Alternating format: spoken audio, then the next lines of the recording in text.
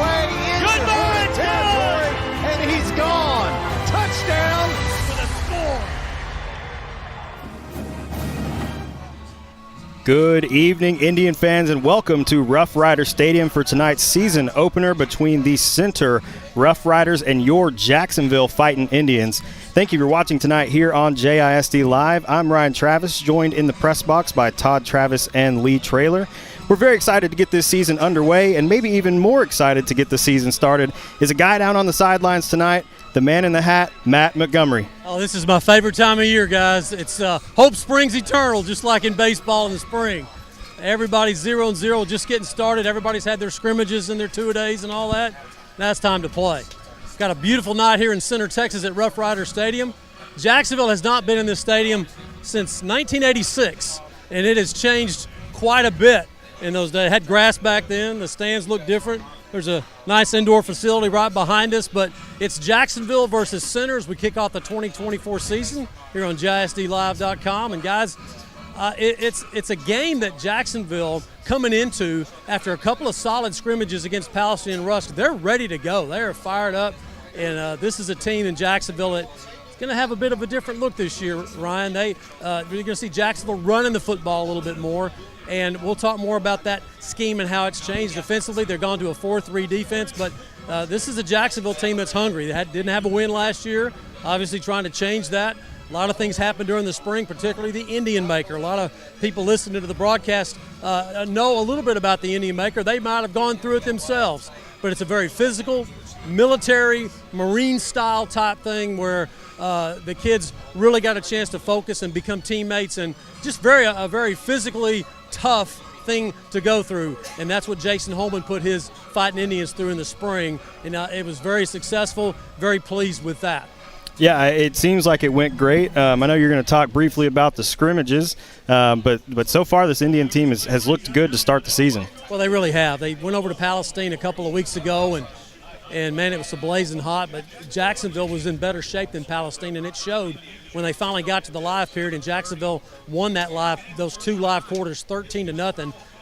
Just ran the ball really well, Ryan, and did a good job. Then last week at Tomato Bowl, Jacksonville missed one of those fake extra points they do in scrimmages, lost 14-13, but still ran the ball, played well, played hard. I think you're going to see a Jacksonville defense a little bit different than what you've seen in the past. Again, I mentioned a 4-3 look now, 4 guys hand in the dirt, 3 linebackers, and they pin their ears back. A lot of good angles taken in the scrimmages. I know that new DC, Ben Hoffmeyer, very excited about the defense that he's going to be able to put on the field. Yeah, I think the defenses look great, and they're going to have to be a strong point in the game. Last year, I would say defense was probably the weaker point of the game for the Indians, and I know they're trying to turn that around, much like they are the whole program. And I think we're going to see a completely different Indians defense than what we saw last year. Well, you look last year, Jacksonville gave up 48 points a game. Yeah, when you hear that number, that's pretty scary. Only scored 17 points per game on offense. So obviously, you know that's gonna be a bad football team right there. The difference in last year and this year, guys, the coaching staff has turned over a lot. There are 4 coaches, in addition to head coach Jason Holman, who have head coaching experience. Offensive coordinator Danny Ramsey was a head coach at Waco High and at Tomball High. He's brought an offense that I think you're really going to enjoy. It's going to be a little different. It's not the spread offense that Jacksonville has run for so many years. It's going to be a lot more running the football. I'd say maybe if I had to put a percentage on it, maybe about 70% of the time. And there's 4 young men who are going to get a lot of carries. Randy Searles, the sophomore, the leading rusher last year, he as a freshman, he's back. You got Drew Dials is going to get some reps at quarterback. Didi Amares had a great junior year running the ball, and Elijah Harris coming up from the junior varsity. Those guys are going to do a nice job running the football behind the big guys up front, Mike Taylor, Luis Mancera, big offensive tackles back from last year. They'll throw the ball some. You'll see Trent Clater in at quarterback for Jacksonville a lot tonight, probably will get the start. He's a sophomore, and yes, he is the brother of Patrick Clater, who is in multiple all-time passing categories for records at Jacksonville High School throwing the football when he played for the Fighting Indians in 2019 and 2020. This is his younger brother, Trent, and guys, he can throw the football. But again, it's a sophomore, first varsity ball game. Hopefully he can just, control and direct traffic and hand the football off, and Jacksonville can have some success. Yeah, we're going to need Trent to be a big part of the game tonight for sure. And we're also going to need to have some serious running of the ball from the Jacksonville running backs. And I think that was a good time to talk about our spotlight player of the game, Didi Mahrez. Didi's a senior this year, running back. He's always going to run hard. He's a hard-nosed runner.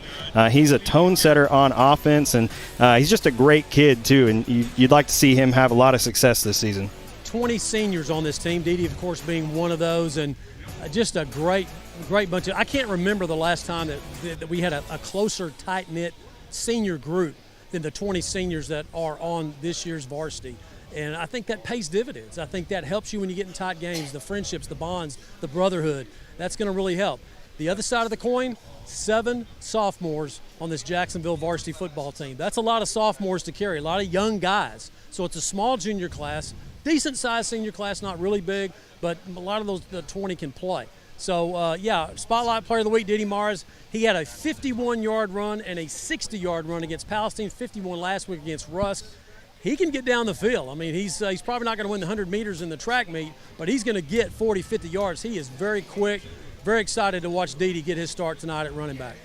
Yeah, and you talk about the number of seniors, and this is a group that went through the Indian Maker in the off season. They have seen what an 0-10 season looks like, and definitely do not want to experience that again. So I think you're going to see a lot of guys step up. You'll see a lot of good leadership out of the guys this season, and I think Didi will be one of those guys that's a really good leader for this squad. On the defensive side of the ball, Michael Miles, the 3-year starter's back, did not have the greatest junior year after his sophomore year when he was the district defensive newcomer of the year, and struggled a little bit last year with some injuries and things, but he's back, and he had a couple of really nice scrimmages.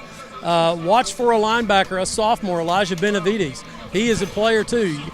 You got Toby Simpson up front. You got Jared Holman, the coach's son, at defensive end. There's a lot of guys that got some reps last year on that defensive side of the ball. You got Zeke Whitaker in the defensive backfield.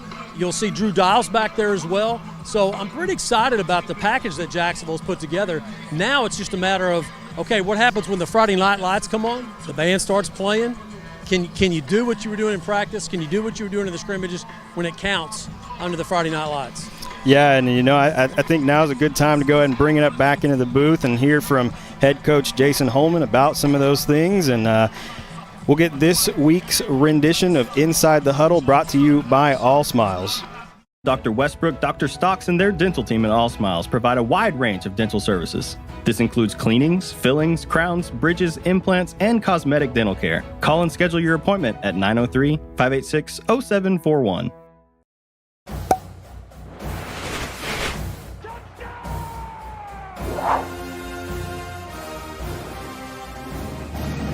Welcome to Inside the Huddle. I'm Matt Montgomery, along with head football coach and athletic director Jason Holman. Coach, it's time to kick off the year, headed to center. Let's talk a little bit about how things have been going. I'm going to start back in the spring. Back in the spring, you guys did something pretty special that hopefully already started to pay off with the 2 scrimmages that we saw. You did the Indian Maker. Explain to our viewers here a little bit about what that was all about. Yeah, so the purpose of our Indian Maker was first and foremost to develop the mindset of a team. Put kids in a situation where they've got to respond to adversity, and they've got to learn how to encourage one another and push each other to get through it. Rather than when things go bad, you start falling apart and blaming people, you start encouraging people. And that was the main theme behind that. We've talked a ton about what it takes to be a team, what types of characteristics you have to exhibit as a player in order to be the right kind of teammate, the character that you have to have, toughness you have to have. And that for us just laid the groundwork for the fall. Mm-hmm. And through the summer, you guys were able to had some new coaches added to the staff, which was really good to be able to get them involved in the summer and kind of put a new system in offensively. Talk a little bit about some of the things that people will see different offensively for your team. Yeah, so we've had a good bit of turnover on our coaching staff. We've got 4 new coaches right now. We've got a new offensive coordinator. And really what we're doing right now is we're trying to cater our offense to complement the personnel that we feel like we have. We feel like we've got some tight ends. We feel like we've got some backs. We've got the ability to spread it out. We're not going to be a pocket passing team. We are going to be a passing team in a sense, but we're not going to be a pocket passing team. It's just how you design it. Number one, we want our quarterback to be successful, and we don't want to put him in a situation that he can't be successful in because he's not good at doing that. So everything's done with that in mind. We feel like we've got a good backfield of some returning starters that can run the football. We feel like we've got, good offensive line that can block. So it's going to start with that. But from there, I think I mentioned it previously, but we're just going to expand the offense based on how our kids take it. We'll take it as far as they can take it. If they can't understand it, we won't do it. But that's been our mindset to this point. And defensively, a little bit different look. You've got basically kind of what you said about the offense. You've got some guys that you can cater to your personnel with this new defensive look as well. Yeah, we changed our defensive scheme. We're now a 4-3. We got the ability to jump in and out of stuff. We'll be multiple, but we've changed some stuff, added some specific pressure that we can apply, changed some stuff in the secondary, all in the attempt again just to give us a better chance against some of what we're seeing. Be multiple in coverages so that we don't, we're not always telegraphing everything we're doing all the time. So good bit of changes, special teams have changed as well. Coach, let's talk about the scrimmages. Of course, you started with Palestine over there, and then last week at Tomato Bowl against Rusk. The good thing is that you came out of it basically injury-free, except for McGowan, who's going to be out for a little while. But talk about the Palestine scrimmage, because you guys went over there and obviously a very hot day and really ran the ball well, had some good stops, and you won the scrimmage 13-0. What are your overall impressions of that first scrimmage? Well, tell the kids all the time it's hot everywhere. I mean, we're not the only ones that are just getting the heat. So whatever we're practicing in, that's what Palestine was practicing in, and obviously we've got to be able to play in it. So I'm very proud about how we have handled that. Our kids, one of the things coming out of the scrimmage that I felt definitely was a key for us is I felt like we were a little better conditioned than Palestine was. When we got to the quarters, we kind of hit our groove, and they seemed to kind of slow down a little bit. So I felt like our conditioning was good. This really didn't necessarily X's and O's, but another huge key for us, and it hasn't been this way previously. It was in both our scrimmages. We did a great job of maintaining our focus on us and what we're doing and not getting distracted with the opponent by what they're saying or, trying to get a cheap shot on somebody. Our kids have done very well, and even when we had a couple of instances where something might have gotten started, our kids have done a great job pulling their teammates back and keeping them focused on the next play, and that ultimately breeds success because you're not worried about the opponent, you're worried about yourself all the time. But I felt like we went out and had a really good scrimmage. It was physical. Our kids flew around defensively. We took control offensively and went on about a 13 or 14 play drive for a score. So a lot of good things came out of it. And I want to talk a little bit about what you just mentioned. You have 20 seniors. And, of course, you did the Indy Maker. You talked about that earlier, about the discipline and making sure you have composure and self-control. That's one of the biggest things that I noticed about the two scrimmages was the fact that there were some times when the other teams that we were scrimmaging were trying to pick stuff, and our kids held their composure. How important is that, especially in these non-district games before you get in district, to get that mindset that it's about us, not them? Well, it's huge, because the minute you get distracted entertaining someone else and what they're saying or what they're doing, then your mind's not on what you're doing. And in turn, it's just kind of a snowball effect of you making mistakes. So, it's all about the focus. And honestly, we talk about it all the time. It's never about who we're playing. It's always about us handling us in the appropriate manner. So that just leads right into all that. Of course, Coach, you moved back up to the 5A district, which we found out the 4A district wasn't that much easier. And so you're back in 5A, and you have a couple of games to start the season on the road. A little bit interesting schedule this year. There's no bye week. Right. I mean, you're going to finish up. I mean, you're going to run 10 straight games, which, that's, when you make the playoffs, that's kind of a nice week to have off. Right. But you don't have any time to heal up injuries or anything. So kind of an interesting schedule this year. Yeah, and all that's drawn. That wasn't my, I don't get to pick my open week. That's drawn as a district. And we were fortunate enough to get the last week. Not my preference, but it is what it is. We've got to find a way to work with it.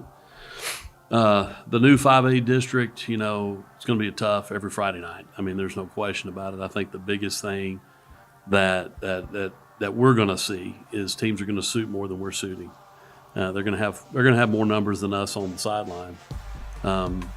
Doesn't mean you can't compete with them. I mean, you know, it's all about how whoever's on the field, how they play, and the effort that they give. Mm-hmm. So we're going to have some kids that are going to have a two-way role. A little more than some of the other teams we play, but we're kind of used to that. We were like that in 4A anyway. So it's just going to be a matter of being able to handle that and going into a hostile environment with you know, a few more fans than what we were dealing with in 4A, more opponents on the sideline, and being able to keep our head and, you know, play for 4 quarters. Of course, center, going over to Center, Texas, the first time Jacksonville has played center since you were a sophomore in high school, 1987. That's been a ways back. Been a while. Yeah, Jacksonville beat Center 17-0 at Tomato Bowl that night. I remember that game. But it's an environment that has been used to winning the last couple of years. Ricky Meeks, of course, the son of the late Dickie Meeks, great coach at Chapel Hill. Henderson won state championships. He went, I believe, 1-9 his first year. This will be his 4th year. He went 8-4, and then 7-4. So this is a center team that knows how to win. Right. I'm familiar with them to an extent because we played them when I was at Tatum, all 3 years that I was at Tatum. You know, center kind of historically has had some really good skill and has been pretty good size. Their linemen, they've got one at least that's probably 340 on the offensive line. They've got some good length on the defensive line, the defensive end, an outside backer, and that receiver. So they're going to be plenty talented. They've got a quarterback that is new to the position but is very athletic and throws a good football, gets it out of his hands quickly. So we're going to have to be on our game and obviously have to be able to handle a road trip for the first time for the year. And in their scrimmages against Pine Tree and Kilgore, they scored on big plays. So to me, that's going to be one of the things. Don't give up the big play because your team defensively, man, I thought against Palestine and Russ, flew to the football. I mean, just did a great job. But preventing the big plays, what I'm saying against center's big. No, without a doubt. It gets disheartening as a defense when you're able to, you know, stop them on first down, stop them on second down, third down, they throw it over your head and they score. So we can't make a living surviving the big play. And that's kind of where they have put their points on the board. They've had difficulty sustaining drives, but they've managed to get some shots over some people's heads and score. So we've got to be sound in the secondary. We've got to keep them in front of us. And, of course, continue to play with that effort you're talking about. Coach, let's talk about keys to the game. What is it going to take? We kind of mentioned it right there with don't have the big plays by center. What are the keys to the game for your team to win? First game is always nutty. We've got to be very sound in the kicking game. I think that's something that, particularly when you're on the road, we want to win every phase we can win, but I think that's a big one where a lot of mistakes can be made early if you're not, you know, confident in what you're doing, you're not focused on what you're doing. So we don't want to give up anything in the kicking game. You know, I think it's just more a matter of just continuing to build on what we've been able to do. We want to be able to control the ball. If we can keep the ball in our hands, and you know, and keep getting first downs and keep moving the ball, then that keeps it out of their hands with their big shot capability, you know, or going deep. And on the defensive side, we've just got to be aggressive. We've got to maintain our aggression for 4 quarters. And we've got to keep our composure. They're going to get some plays. They've got some athletic kids. They're going to have some positive plays. It's not the end of the world, and it certainly doesn't equal a touchdown because you give up a first down. So we've got to play consistent all the way through, and somehow, some way, find a way to give ourselves, you know, another down to survive and not give up the big shots. Coach, after the Palestine scrimmage and you got the win in the 2 live quarters, you would have thought our kids won a playoff game. And I mean, it was just they were excited. I mean, and I think that's to me a key to the game is if you can go out there and you're on the road. I think, you know, you've got some young players, never had any varsity experience coming up and playing. If you can just have some success like that, and that kind of gets the ball rolling. Sure it does. And as excited as they were for the Palestine scrimmage, you know, we had a good bit of disappointment in the rush scrimmage because we missed an extra point on air with a bad snap. And you know, what I told the kids, look, get over that. I mean, number one, they had a bad snap on one of those they made, and they're kicker stood He just stood there and for a waited minute, on yeah. it, and then he kicked it. We rushed it, and we didn't make it. Yeah. And Didn't matter. Elijah Whitaker, who's the holder, he's always taught on a bad snap, you make a fire call and you roll out anyway. I said, Bud, you could have rolled out, ran in the end zone for 2 and scored on air, Yeah. and we could have called it a win. But the good thing about both of those scrimmages for us, there were a lot of learning that could take place in situations on things that we did, and it proved the point. And that was one thing we talked about after the Russ scrimmage. Special teams matters. Every point matters. We don't want to give any away. So we would rather figure all those kind of things out in the scrimmage than in the game. So they were very beneficial to us. It's Jacksonville versus Center here at Roughrider Stadium. Thanks to Coach Holman for our Inside the Huddle talk. Let's go back to the booth.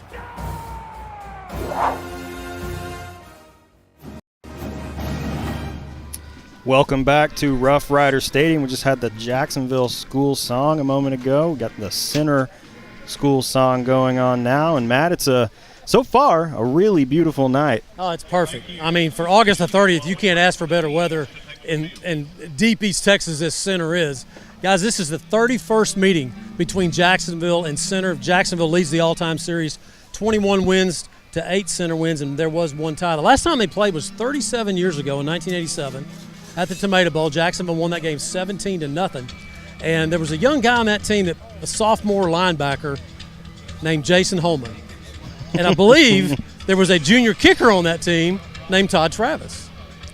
You don't say. And I broadcast those games, and that makes me feel really old. Well, not to add to it, Matt, but you said that was 1986, is that correct? 87. Oh, Yeah. 87. Well, that's the year I was born. Okay, just rub it in. Just rub it in. Gah. Let's talk about Ricky Meeks, the head coach at Center. He is the son of the legendary Coach Dickie Meeks, the late Dickie Meeks. Coached Chapel Hill to a 1989 state title and Henderson to a 2010 state title. Ricky Joe this is his 4th year at Center. His first year, he went 1-9, and the next year he went 8-4, and last year he went 7-4.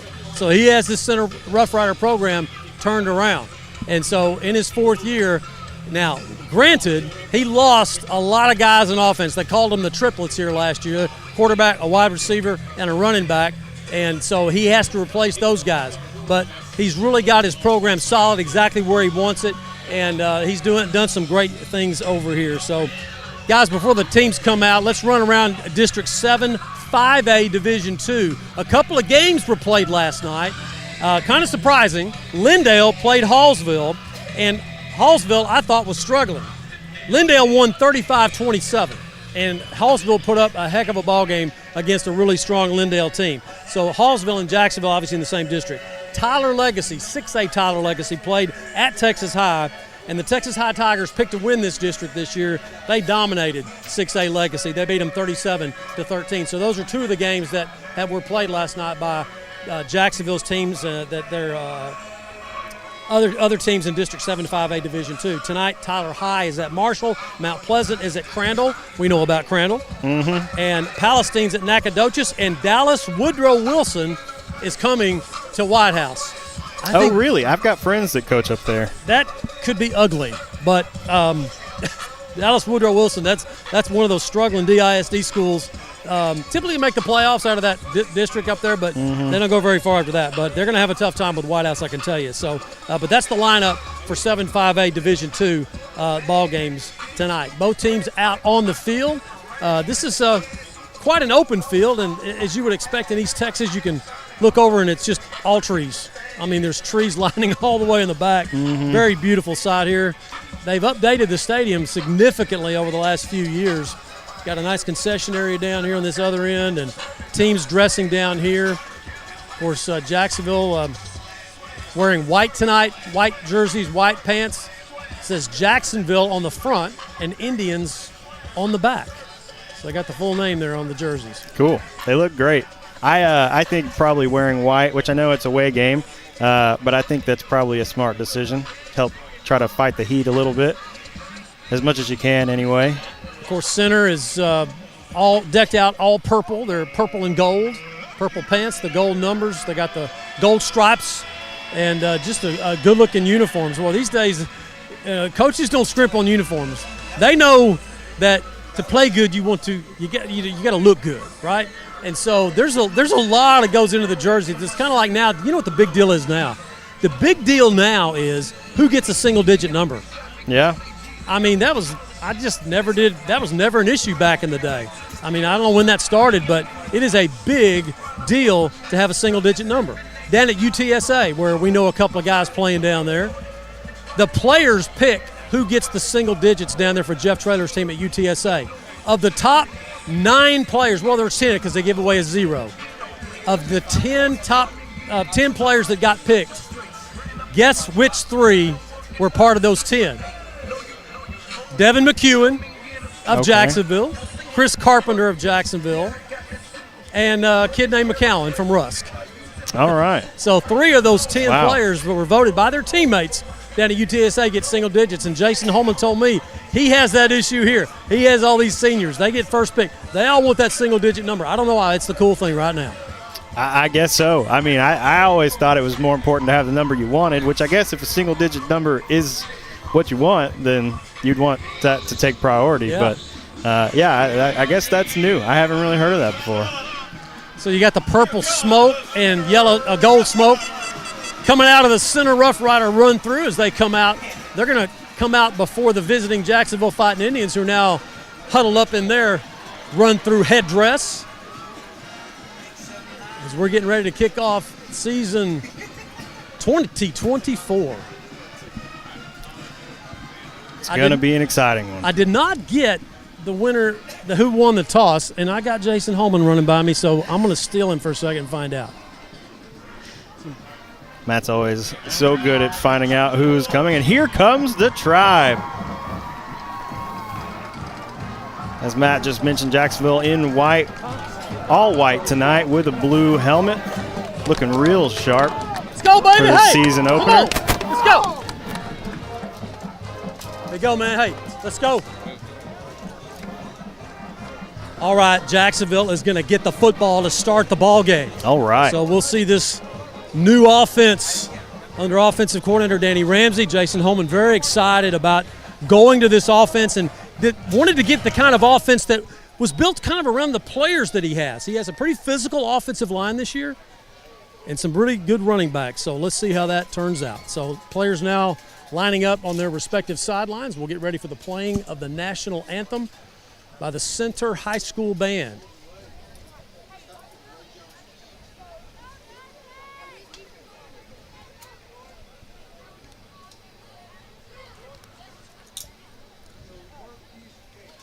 Before they get started, I want to remind our listeners this part of our countdown to kickoff is brought to you by Dairy Queen. Our good friends Gene Brumelo and Ann Farmer. Appreciate them sponsoring this part of our countdown to kickoff. Great friends over there at the South Jackson Dairy Queen.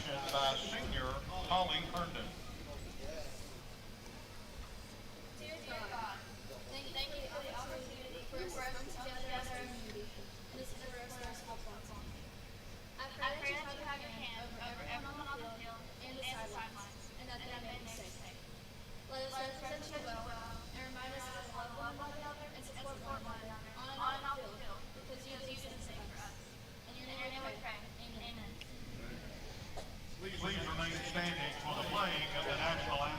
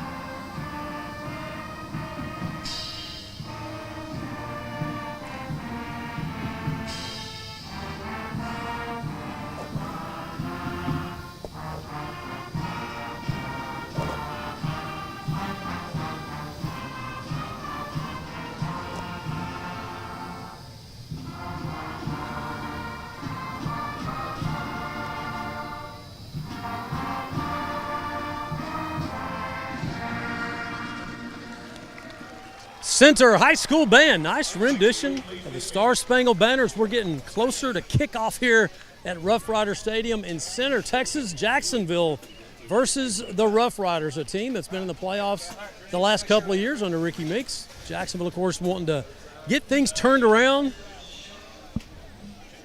as they bring a team in here with 20 seniors leading them, 7 sophomores, and a bunch of the others are juniors. Fighting Indian captains now getting ready to go out to midfield. We'll go ahead and play along here, although we know that Jacksonville is going to receive the football. This is just ceremonial right here. But, don't want to spoil anything, but I think you already did. that's okay. So. Jacksonville is the captain's Ty Lindsay.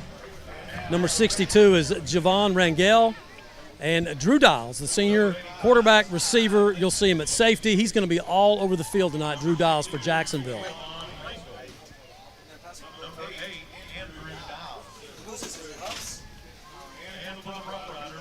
Yeah, I don't know if everybody does it, but a lot of the coaches, they just don't want to put that coin flip in the hands of some of the players sometimes.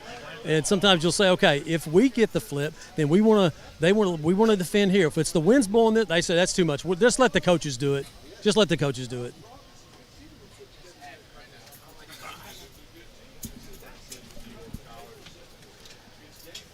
Check out the mascot guys to y'all's right at the end of the players there.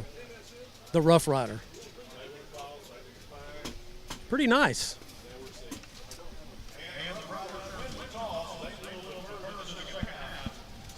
So there you have it. Center has deferred to the second half. Jacksonville will get the football first offensively.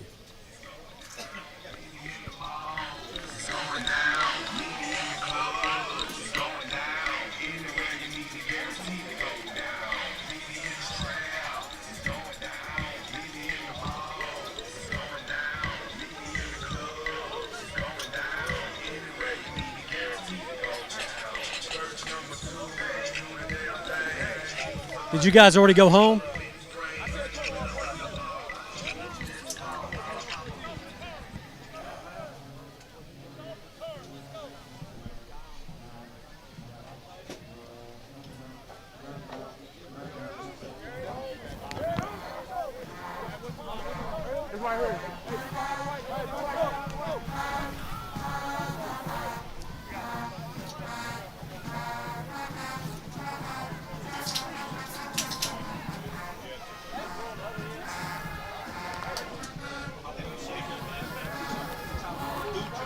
Sorry, Matt, we're trying to get a couple things squared away here on the broadcast. It's a tight fit in the center press box tonight. We had a little bit of trouble getting started and got a little bit of a late start, but I think we've got everything pretty much squared away. All right, good deal. I thought I was doing this by myself for a moment. I figured, well, there had to be some kind of technical problems. It's the first game for the players, for the referees, and for the broadcast crew. In all fairness, you do have enough experience to do this by yourself, man. I mean, you've done it once or twice. So we're set to go here in Center, Texas. Here's the kickoff, and here's Ryan Travis. Chapa going to send this one away for the Roughriders. Brendan Richards on the return for Jacksonville, going to make his way out over the 20, still fighting for some yards, and finally going to be taken out about the Jacksonville 25-yard line. Decent run back there for Brendan Richards, who had a really busy summer, going to a lot of college camps, getting some looks. He'll play receiver. He'll play defensive back. So I'm returning the kickoff right there. The Fighting Indians will start their opening drive of 2024 on their own 26-yard line. It's going to be Drew Dials getting the start at quarterback for Jacksonville. He'll be joined in the backfield by the sophomore, last year's leading rusher, Randy Searles. Drew Dials going to start in the shotgun. They're going to move Searles over into a slot position. Searles going to go in motion. Handoff goes to him around the right side. Lots of speed and a pretty good gain there on first down for Jacksonville. I'm getting directed off the sideline, so excuse me for a moment. That's a pretty good run there by Randy Searles. Picks up 4. We got getting police down here where you can't beat and see this black line here. He made sure we're behind it. So second down, 6 to go for Jacksonville. Nice little run by Searles on the little jet sweep. So notice Jacksonville has 2 tight ends, and an H-back. Nobody wide out. Drew Dial's going to take the snap, fakes the handoff, going to take it himself up the middle, and going to pick up about 2. That'll bring up 3rd and 4. And that's what they want Drew Dials to do. I mean, they want him to run the ball. He's going to check out, and they're going to bring the sophomore in at quarterback, Trent Clater, who can pass the ball a little better than Drew. This is Drew's first experience at quarterback. And Trent, his first varsity action right here on 3rd down, 5 to go. Still call it bringing the play in. Clater in the shotgun. Searles in the backfield with him. Going to drop back, look to his left. Picked off by Caleb Mosley for the Roughriders. And that is not how you wanted the first drive to end for Jacksonville. And that's what you worry about with a young player like a Trent Clater throwing into traffic like that. And the thing that he's got to work on, and again, not trying to be Joe Coach down here, but he stared down his receiver, Zeke Whitaker, right there, and the safety just jumped the route and gets the pick. So there's the first turnover of the ball game, and it comes on 3rd and 5. For center will take over at their own 32-yard line. Jacksonville's 32-yard line. So their quarterback, T.J. Boleyn. Last year he was the leading receiver for center. He's moved over to quarterback. T.J. Boleyn going to take the snap. Hands off up the middle to Jeremy Bluford. And he brought down after gaining about 2. Nice job in the interior right there for Jacksonville. That's Calvin Boyd, the senior, stuffing the gap there. Bellin going to scramble to his right. Has some daylight, going to step out about the 26. Good coverage on this side of the field by Samadrick Kincaid, the junior. That's where the quarterback Boleyn of center was looking, but Jacksonville's Kincaid, really good coverage, and that forced Boleyn to have to run out of the pocket. Yeah, and some good contain there by the Jacksonville defense, forcing him out of bounds. 3rd down, 6 to go. Well, I don't call it bounds. 3rd and 5. You got a good spot. And now we got a flag on the play. Looks like procedure. Well, no, let's see here. Yep, that's the call. Going to get a false start on center, so. Saw a couple of players coming for Jacksonville coming the other way, and I thought, oh, did Jacksonville jump? No, it's going to be procedure.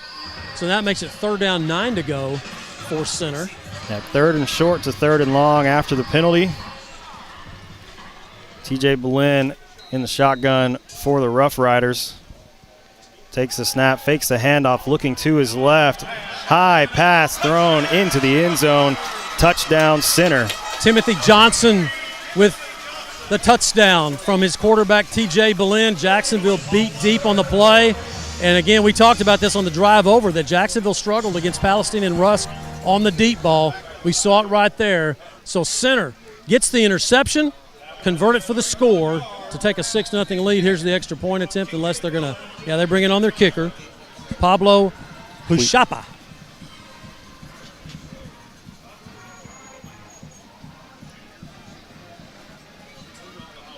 Huchapa in for the extra point. Extra points brought to you by our friends at Neighbors Coffee. Kick is up and good. So that'll make the score 7-0. Center leading the Indians. Got about 10-20 left in the first. We'll take a short break and come back. This is Fighting Indian Football on JISD Live. We'd like to say thank you to tonight's team meal sponsor, Taco Bell. Thank you for your valued support of Jacksonville Athletics. Dr. Westbrook, Dr. Stocks, and their dental team at All Smiles provide a wide range of dental services. This includes cleanings, fillings, crowns, bridges, implants, and cosmetic dental care. Call and schedule your appointment at 903-586-0741.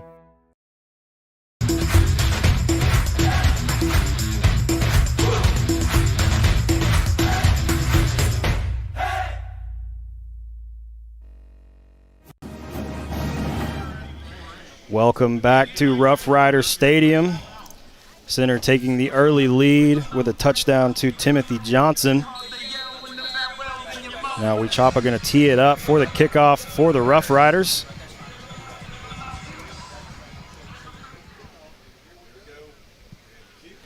Low kick, going to bounce back to the Indians. Searle's going to come over and take that one for Jacksonville. Is going to make his way out to about the 30-yard line. So pretty good return there for Searles.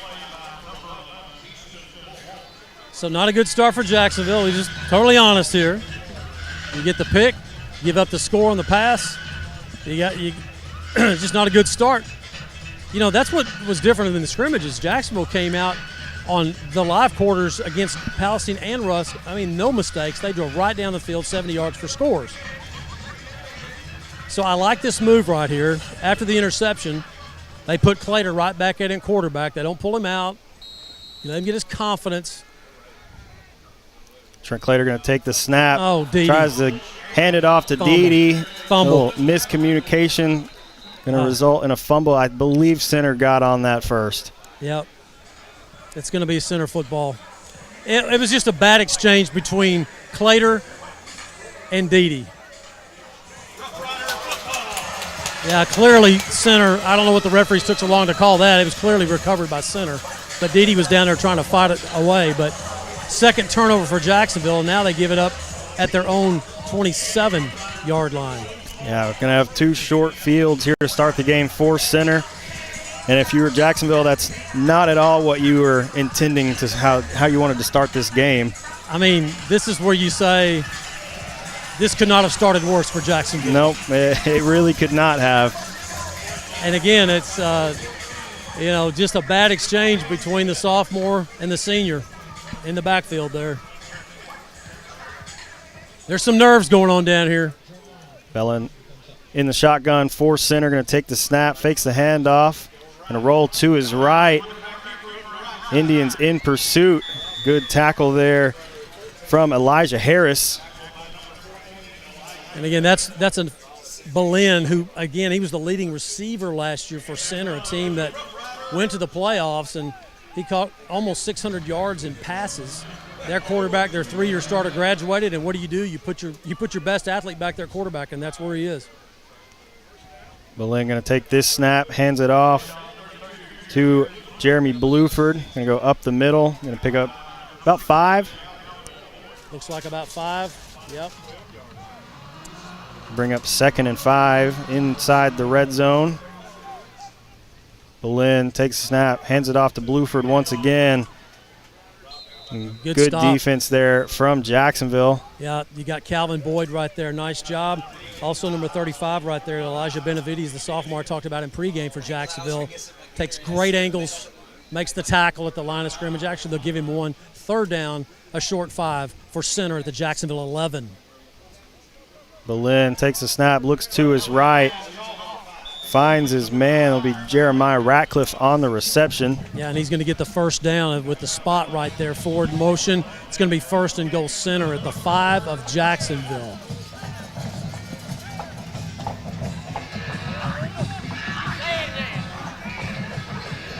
Nice pitch and catch there for the Roughriders. Check that. They'll mark it outside the 5 at the 6 of Jacksonville. 1st and goal for the Roughriders. Belen in the shotgun.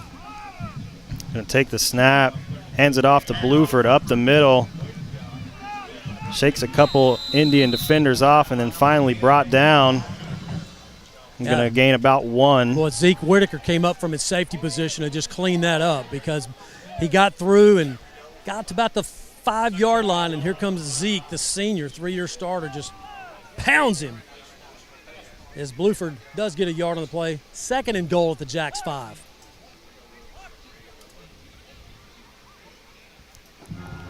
Jacksonville needing a stop. Belen gets the snap, hands it off to Bluford again, goes up the middle, and a great tackle. That was a fantastic tackle by the sophomore Elijah Benavides right there. Nice job. Just shot up in the gap, got some help from Michael Taylor. Jordan Dorsey was in there as well. So 3rd down and goal, lost about a half yard. 3rd and goal for center. Bellin takes a snap, looks to his right, incomplete. Trying to connect there with Jeremiah Ratcliffe. Boy, nice job by Jacksonville's Brendan Richards right there, because that's a touchdown. That's a great throw right to Ratcliffe on the slant route, and he was pulling that in, and Richards came in and just stripped it out to where he couldn't hold on to it. So now we got a field goal attempt by center. They'll spot this at the 13. It'll be a 23-yard field goal from the 13. Center getting their personnel in the ball game as Pablo Hushapa, who already has an extra point now, will attempt from, we'll call it 24. Extra points field goals brought to you by our friends at Neighbors Coffee, and this field goal is up and good. That's a win for Jacksonville. He had it first to goal, and he only got the field goal. Now you got to do something with it offensively. So center connects on the field goal. We'll step away for just a moment and be right back. This is Fighting Indian Football on JISD Live. Since 1953, Hubert Glass Oil has been servicing the Texas market with the finest quality fuels and lubricants. Each batch is crafted with precision and quality tested by our in-house lab. Whether you're on the road, on the farm, or on the job, we have the right product for your needs. The honey barbecue chicken strip sandwich is delicious. It's got that barbecue flavor, the cheese melts on top with that Texas toast. You look at it, your mouth starts watering. It's my go-to sandwich. The honey barbecue chicken strip sandwich, that's my all-time favorite. I'm Matt Montgomery. For over 40 years, my business has helped people manage their money and organize their financial life. I'm a registered investment advisor with the state of Texas and chartered financial consultant. Whether you need portfolio management or comprehensive financial planning, I can help you. Call me for a free consultation. Welcome back to Roughrider Stadium, where Jacksonville had a good defensive stand, able to hold center to a field goal after the fumble. And Wichapa got this one teed up once again for the Roughriders. Got to go get it. Short kick. Jacksonville needing to jump on this one. Not able to do so. Goes into the end zone. Oh, my goodness gracious alive. Center unbelievable. First to it. They're going to give Jacksonville the ball on the 20 or 25. That is just that is a very fortunate break there, because that ball died right at the back of the end zone. And I was at practice the other day when Jacksonville was working on kickoffs, and the guys at the second level were not coming up and catching those balls. I guarantee you cannot let that ball bounce. You know, it is an oblong ball. It's going to bounce funny. Yep. And you cannot let it hit the ground like that. And I think it's worth pointing out it's the first game, so we're seeing a lot of first game things already tonight. In the first 3 minutes we've seen them, haven't we? We have, and so far Jacksonville have been fortunate on a couple of those. They sure have. You know, holding the other team to a field goal and then that ball going out of bounds. So we'll see if Jacksonville can settle in as we get further into this first game of the season. Drew Dials back in the game at quarterback, takes the snap. We're going to get a flag here. Yeah, it's going to be procedure against Jacksonville. You're absolutely right, Lee. I mean, it's so early right here. I mean, 10-0 and 7:23 remaining in the first quarter. You just need to settle down, get the jitters out. You're on the road. You're playing a team that's been in the playoffs the last couple of years. A lot of those guys back from last year with experience. So 1st and 15 now as the ball now back to the Jacksonville 20. Boy, they like to jam here, don't they, between plays? They do. Drew Dials and Randy Searles in the backfield for the Indians. Dials going to take the snap, hand it off. Actually, he's going to take it himself. Going to be brought down. Wow. Cody Atkinson just shot the gap. Nobody touched him. Drew Dials was trying to run behind his blocking right there, and Josh Gaskin just did not even see number 21, Cody Atkinson, the linebacker from center, just blew right by him and makes the tackle for the loss. It's like Trent Clater going to make his way back onto the field. That was Didi Mares that was in the backfield a moment ago. Searles just came into the game, so I believe we're going to have two running backs in now for Jacksonville. Second and a long way to go.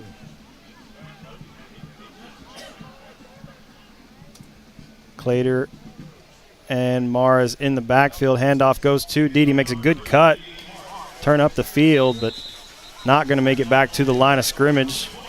Just trying to stretch it to the outside and plant that foot and get up the field and Fighting Indians have had that place had a lot of success in the scrimmages, but apparently center must have scouted them. Jacksonville as they slid down the line of scrimmage. Nice job by number 15, Grant Gregory, the junior for center at defensive end, making the tackle. So now it's 3rd down and a mile for the Fighting Indians. 3rd and long for Jacksonville. Clater and Mares in the backfield. Clater takes the snap, fakes the handoff to Dede, looking to his left. That one's short of the feet of Elijah Whitaker. And that'll bring up 4th down. And I'm not so sure that Clater just threw that one away, because the corner for center read the route perfectly. I mean, it was an inside screen, and he jumped the route. And if Clater throws that to Brendan Richards right there, it could be a pick 6. And I think Clater saw that, did a nice job, and just threw the ball into the turf and said, we'll live to play another 4 downs, let's punt. So here's Casey Cardenas with his first varsity punt for Jacksonville. Great soccer player. Let's see if he can turn that into a good punt here. High snap, but caught well by KC. Going to send this one away. Nice. To the right side. It's going to die. Jacksonville trying to keep it from rolling back their way. And flag comes in.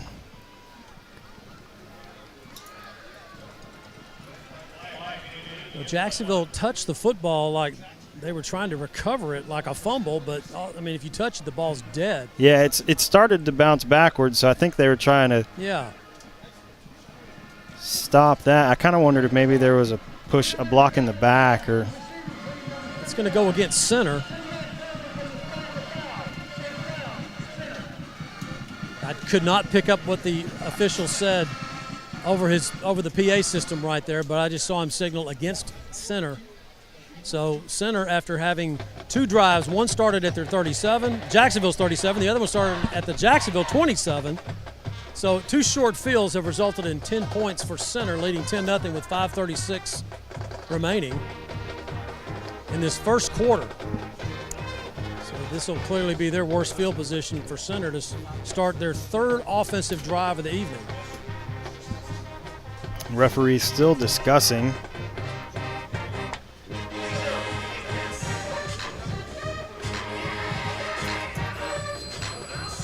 See, this is their first game, too. Yep.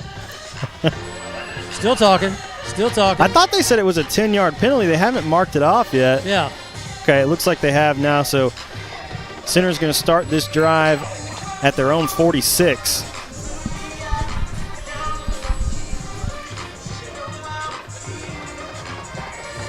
One thing Jason Holmey did tell me about center, we've already seen it already tonight. They like to throw the deep ball.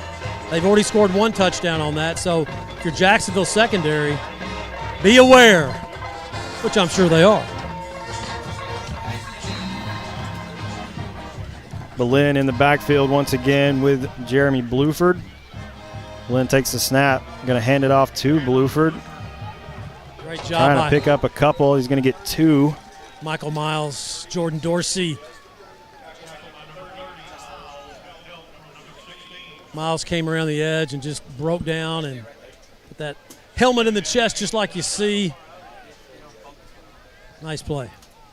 So 2nd and 8 for the Roughriders. Boleyn going to take the snap, drop back, looking to his right. Long ball.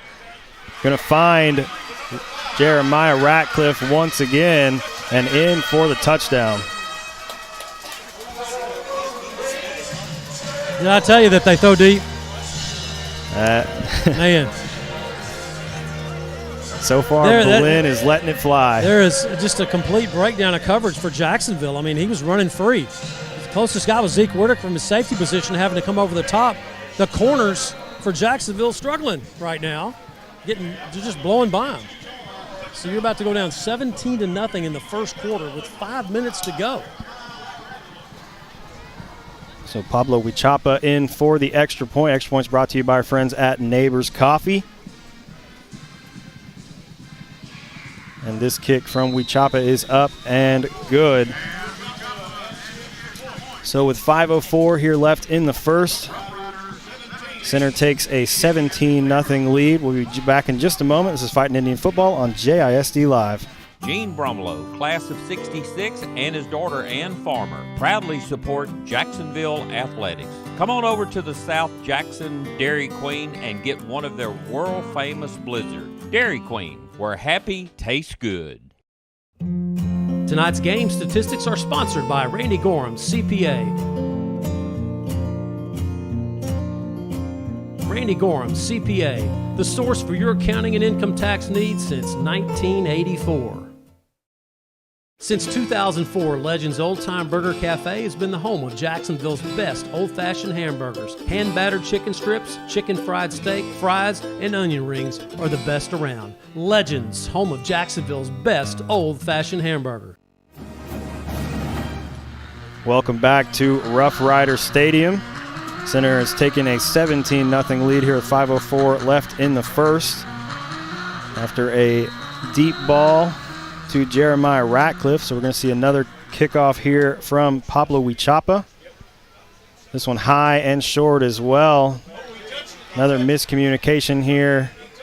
Searles going to go back, pick it up at about the 3-yard line, makes his way across the field, has some room. Still going is Rodarius Searles. Only one man to beat, gets past the kicker and finally brought down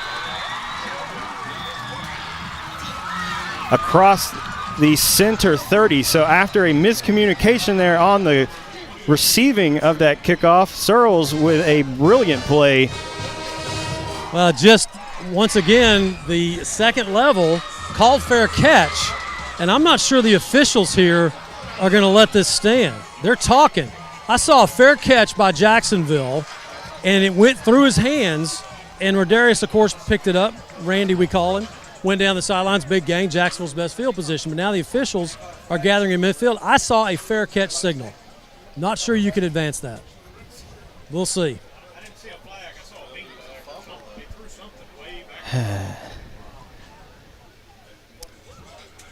And now the referee in the white hat's going to come over and explain the call. Ricky Meeks getting the explanation on his side for center. Yeah, they're bringing it back. And, you know, I saw the fair catch, and you cannot – I mean, if that fair catch – I don't care if you catch it or not. You can't advance it.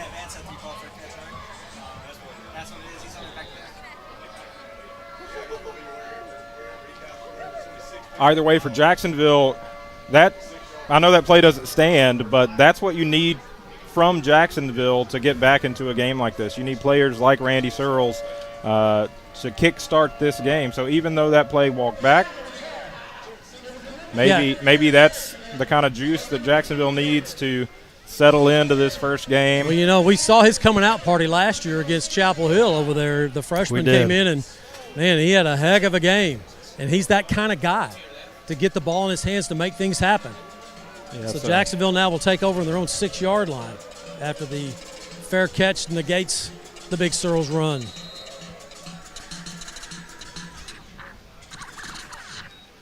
Slater going to take the snap, hands this one off. Dede with a good run up the middle, going to pick up about 6. This is what Jacksonville has to do right here. That play right there is an example of how Jacksonville can get back in this ball game if they'll just control the football. Don't get 3rd down 13. Don't get 3rd down 9, 3rd and 10. Just chip away and keep control of the football. Obviously, you want to keep it away from this center offense. We've already seen that. So they need to string together some first downs here and get some good things happening. Claire going to take the snap, hand it off to Dede once again. Good hard run there from Dede Mares. Going to pick up about another 4. Going to be just short. 3, going to be 3rd and 1. Yep, 3rd down 1, just outside the 15-yard line. This is a big play right here for Jacksonville. I know it's 3:50 and counting here in this first quarter, but you're down 17-0. You need something good to happen, and it can start right here by getting a first down. First down here would be huge for the Indians. Need some momentum. Looks like maybe they've shaken off a little bit of nerves that we saw at the beginning, so hopefully they can settle in and find a groove. Dede got it up the middle, going to pick up the EAG Ford first down. Good blocking on that left side over there. Luis Mancera, Calvin Boyd. Josh Gaskin will check out, and the sophomore Cameron Thompson for the Fighting Indians will check in at tight end. Danny Ramsey, the new offensive coordinator for Jacksonville, is signaling in the plays from the field tonight as the Indians get a first down, pushes it out to their 16-yard line. Clater takes the snap, hands it off to Mares once again. Met at the line of scrimmage. I think he may actually lose a yard. Center is quick on that defensive front. You know, you can't chip them. I mean, you got to lock up with them. And right now, they're just sliding off the Jacksonville blocks. An offensive line that has really looked good for Jacksonville. In the spring, they looked like they were coming together. They got more physical in the summer, lifting weights, a lot of strength training, had a couple of good scrimmages. So 2nd and 11 now for Jacksonville. Clater going to take the snap, hands it off to Mares once again around the left side. Going to pick up a few. Looks like they're going to mark him about the 20. So 3rd down, about 6. No, we'll call it 7. Another big 3rd down here for Jacksonville, needing to convert, get off there into the field. Got to get to the 26-yard line to get the first down. Clater going to fake the handoff to Mares, roll to his right, looking downfield. And that pass incomplete. Trying to find Cameron Thompson, dragging across from his tight end position, and incomplete, as Jacksonville offense did pick up the first down. That's a positive. They ran the ball well a couple of times, but they just can't get any kind of rhythm or any kind of consistency going offensively. And we'll see Cardenas with his 2nd punt of the evening. He'll be standing at his own 8-yard line. The longest first quarter in history. This has been forever. Indians set to punt it away. KC, good snap back to him. A little rugby style to his right. This one high. Nice fair punt. caught just inside the Jacksonville 50. So center will take over about the Jacksonville 48. See if Jacksonville has worked out some things in the secondary. I mean, because the Fighting Indians have done a really nice job between the tackles. Even when their quarterback, Berlin, who's so quick, has scrambled, they played good contain. It's the big plays, the long plays.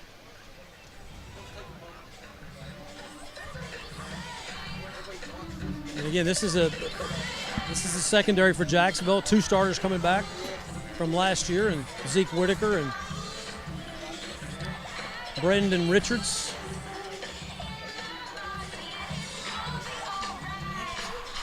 And Berlin's also a kind of quarterback, Ryan. It's hard to get pressure on him.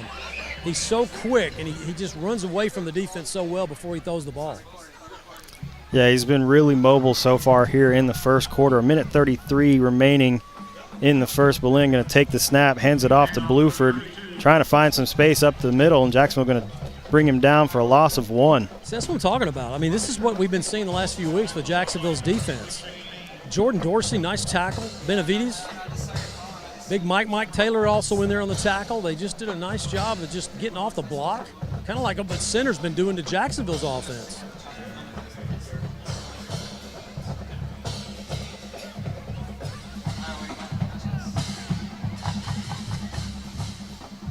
Berlin in the shotgun once again, going to take the snap, fakes the handoff, finds his man on the near sideline, drugged down by Zeke Whitaker, and not before gain of about 8. Just a quick hitch pass out there to try to get him in space. Well, Jacksonville did a nice job being in position. They just missed that first tackle, or it might have only been a gain of 2 or 3. Still, it's a gain of 6, so 3rd down 4 now for center. Berlin takes the snap, going to hand it off to Bluford up the middle, has some room, going to get the first down, finally brought down by Michael Miles. Pushes the football. They'll spot it at the Jacksonville 36-yard line. first down as we go under a minute to go in this first quarter. Center leading 17-0. Just jumped out and just took advantage of 2 Jacksonville turnovers in the first quarter, converted those to 10 points, and then scored the touchdown on the long ball. For your Jacksonville right here, you just want to get out of this quarter, Ryan. You really do. 20 seconds and counting here left in the first. Berlin going to hand this one off to Bluford. Michael Miles able to bring him down. Going to be met at the line of scrimmage, so no gain on the play. And I think center's just going to let the clock run out here in the first quarter.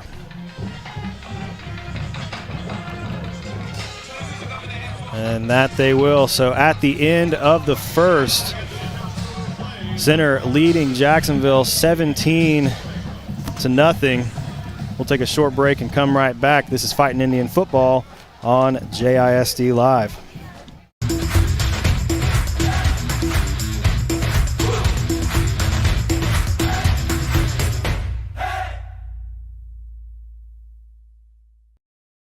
Dr. Darwin Dar and his staff at Dar Chiropractic specialize in family chiropractic care, exercise rehab, digital x-rays, nutrition and weight loss programs, decompression, and chiropractic wellness care. Located down the street from the Tomato Bowl, Dar Chiropractic. They can help you feel better.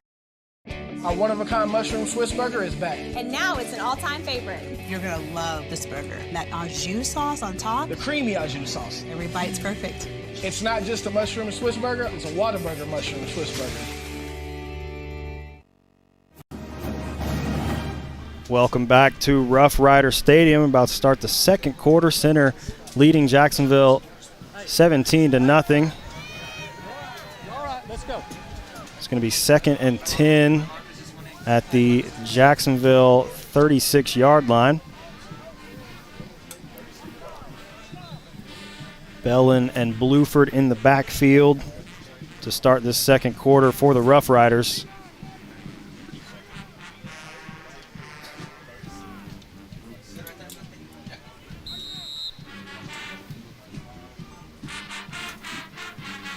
Bellin going to take the snap, pitches it to Timothy Johnson. Great job contain of Jacksonville right there. Boy, they really sealed the edge nicely. Yeah, really good defensive play there from Jacksonville. It's going to bring a loss of 3 on the play there, so that'll bring up 3rd and 13 for center. And a stop here would be huge for this Indian defense. Well, that's what Jacksonville really have struggled with the last couple of years, is sealing that edge, those stretches like that. Nice job there for the loss. Bellin takes the snap, fakes the handoff. We're going to get a flag. Is this a procedure? It's offsides Jacksonville. So they're going to get offsides center. They're going to get referee pointed. Did he? Towards center. Okay. Offside center. Where's he pointing? He hadn't pointed yet. The line judge on there he goes. On our sideline over there. Okay, there he goes. But you know what I saw? So. I saw him call offsides, and usually it's offsides on the defense. You don't see I kind of wonder offense. Maybe one of the receivers was lined up Must have in been the wrong spot. And then I looked over at Jason Holman, and he was talking to one of his players like he was the guy, and that's why I assumed that. But that's what happens when you assume things. So it's offsides center. Now it makes it 16 to go for the first. Jacksonville jumped a little early there. Bellin got the and we sack. Brought down in the backfield. Nice Great play there from Jordan Dorsey. Also number 64 there. That's Jamario Coleman. Also coming up from behind with helping Dorsey on the play. Yeah, we did have a flag on the play. So did it kill the play? No, I believe we jumped right before the snap. So it may go the other way, 5 yards. Back to where it was. Still 3rd and long, though. And you have to love the effort there from Jordan Dorsey, bringing Bellin down in the backfield. Jordan, he just has a motor. I mean, his motor is always it's always checked down into 3, you know. He's ready to go.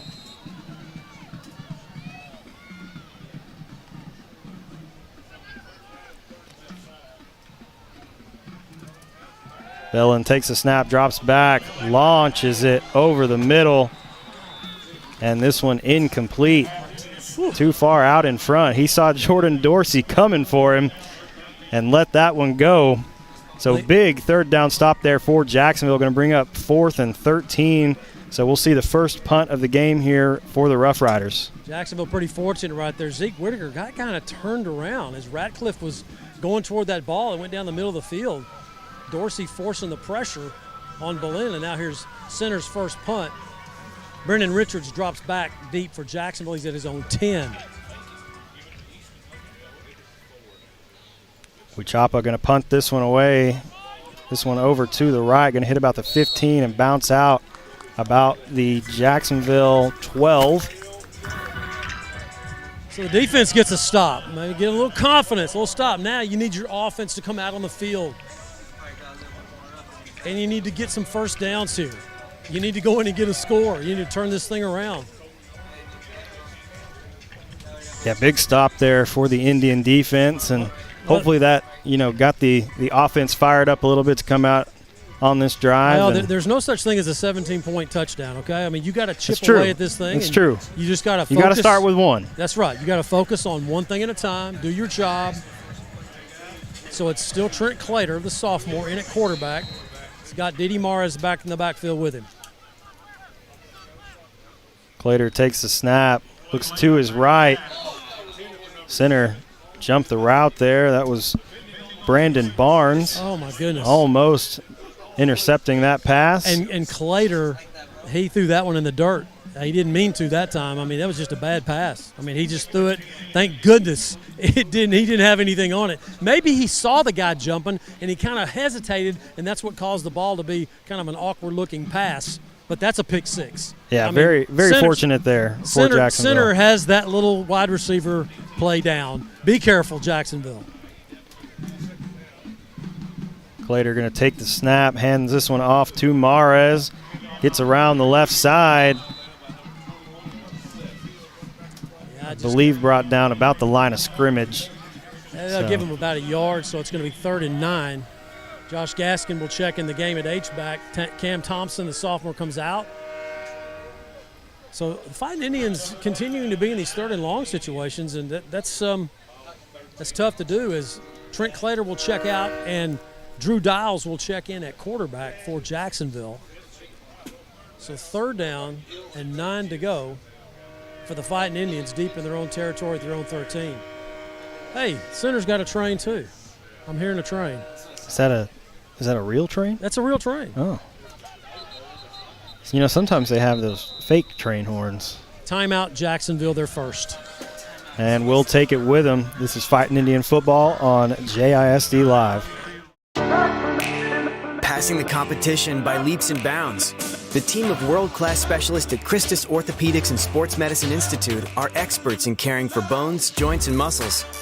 In addition to treatment, they also provide special programs designed to keep you in optimal shape and improve athletic performance. So whether you're a student athlete or a weekend warrior, they'll keep you at the top of your game. Christus Orthopedics and Sports Medicine Institute, taking orthopedic care a step further. We'd like to say thank you to tonight's team meal sponsor, Taco Bell. Thank you for your valued support of Jacksonville Athletics. Welcome back to Roughrider Stadium. Both teams still in the huddle trying to figure things out. Indians facing a 3rd down and 9 with 9:54 here left in the second. Needing a big play here to try to either get the first down or at least give KC some room to punt the ball so he's not standing in his end zone. So you got tight end left. That's Jared Holman. You got H-back and Drew Dials at quarterback. Dials takes the snap, going to take it himself. Finds a hole, but not enough to pick up the first down, so that'll bring up 4th and about 5. Oh, man, Dials was so close to breaking that. Kevin Robinson, the linebacker, just barely got him and jumped the gap. There was a huge hole there opened up by Jacksonville's offensive line, and Drew was going through it, but you got to give credit to the linebacker, Robinson of center, and here we'll see for the 3rd time tonight, KC Cardenas. One of the main dudes of Rudy Jaramil's deep playoff run soccer teams. That he is. He's been a lot of fun to watch over the past couple seasons.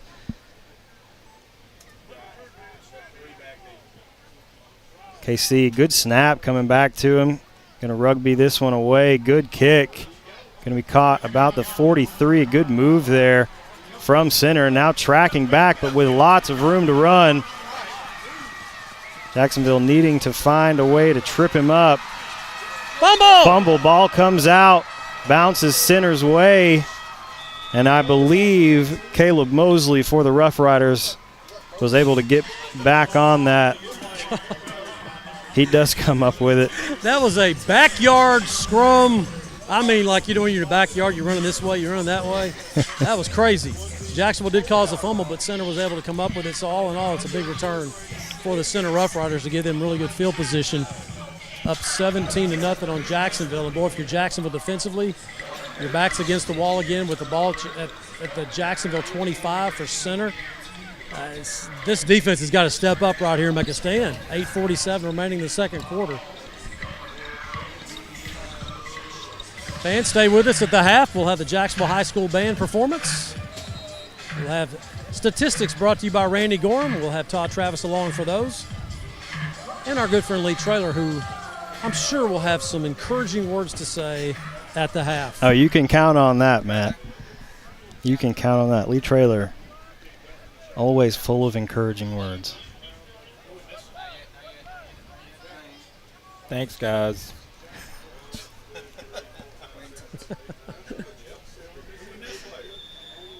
So Center's going to they're going to take a timeout here. Center's going to take a timeout. I think maybe they were missing a guy, but we'll take the timeout with them. We'll be back shortly. This is Fighting Indian Football on JISD Live.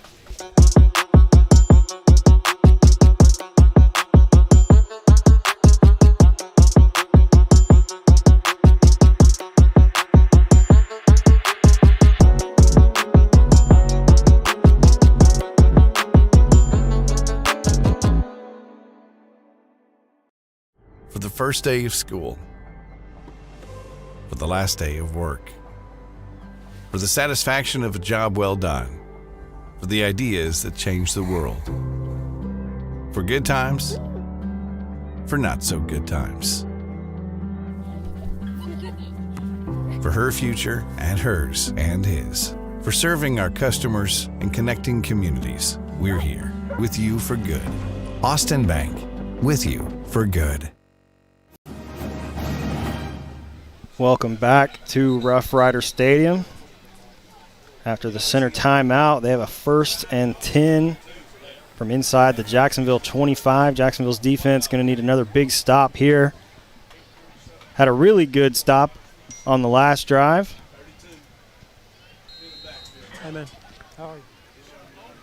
Bellin in the backfield for center. Going to take the snap, hands it off to Bluford around the right side.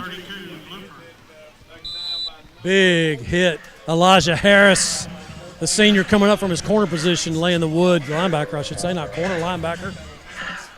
Boy, it looked like Bluford had some yardage. And it looked like he was going to break that one. And, boy, he got met in the hole. He does fall forward for about 3. It was going to be about a 3-yard gain. Ended up being a 6-yard gain, but he paid for it. Big hit by Elijah Harris of Jacksonville. So second down and 5 to go. Football now in the red zone. Matt, I think Elijah Harris right now may be the front runner for Bone Crusher hit of the game after that one. That is definitely in the mix. Bellin going to take the snap, going to hand this one off to Bluford. Once again, met at the line of scrimmage. A host of Indians going to bring him down. Well, it was Michael Miles, the first guy to get there, and then Ty Lindsay comes in along with Jamario Coleman. So no gain on the play. And, again, as we talked about earlier, this Jacksonville defense, between the tackles, they've been getting the job done, even the stretches.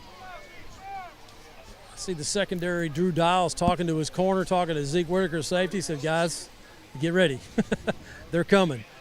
Watch the fade, watch the slant.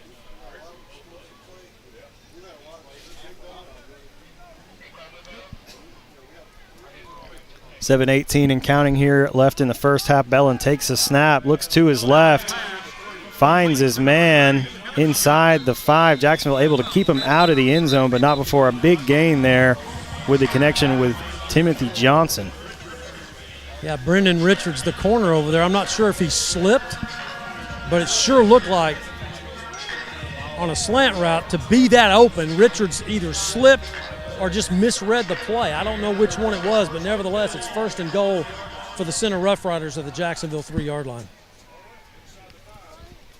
Bellin takes the snap, fakes the handoff, met in the backfield by Jordan Dorsey, and a big loss there. Huge loss by the quarterback, Belen, as Dorsey wraps him up. Miles comes in and helps finish him up. Massive loss. They're going to give him a spot at the 9-yard line. So 2nd and goal from the Indians' 9. About a 7-yard loss right there. They were going to try to get Belen on the edge, let him turn the corner, but Jordan Dorsey said no way. TJ Belen going to take the snap, fake the handoff, looks to his right for Ratcliffe, and incomplete. Good coverage there by Samadrick Kincaid. Yeah, just a fade route right there, trying to find Ratcliffe, and not a bad ball. Y'all heard you guys talking in the break about this quarterback, TJ Belen. He was a receiver last year. I mean, he's got a cannon. That was a well-placed ball in the back of the end zone, and fortunately for Jacksonville, just on the edge right there. Kincaid on the coverage. 3rd down and goal at the 9. Can you get off the field here, or at least keep them to a field goal? That'd be great.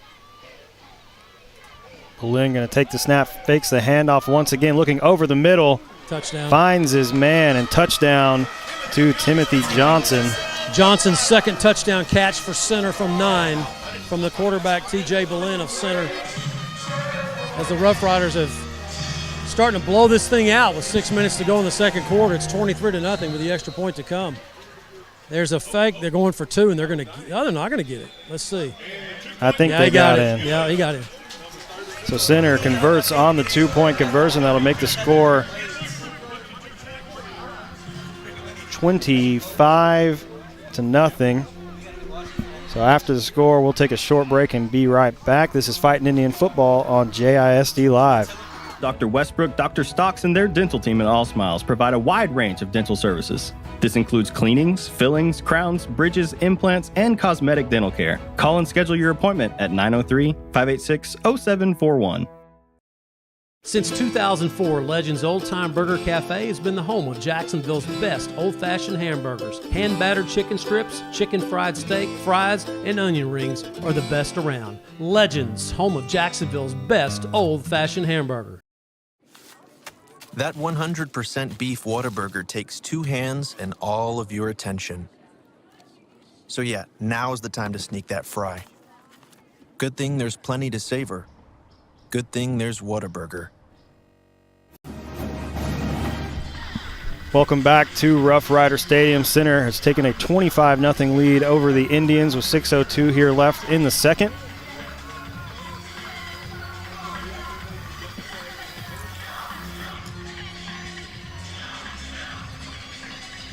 Looks like we're going to have a change of kicker here for the Roughriders. Omar Barcenas going to come in to boot this one away for the Roughriders.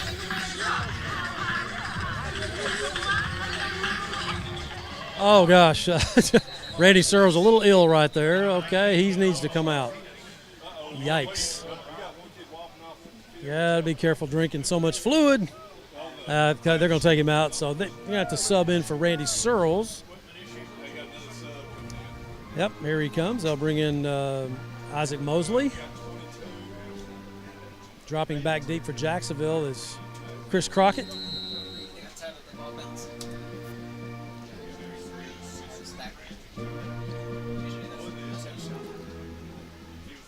Arsenis going to kick this one over to the left side. Jacksonville Dials has a returner. Dials with lots of room. Needs to get past the last guy. Not able to do so, but going to make it out to about the Jacksonville 45 on the return.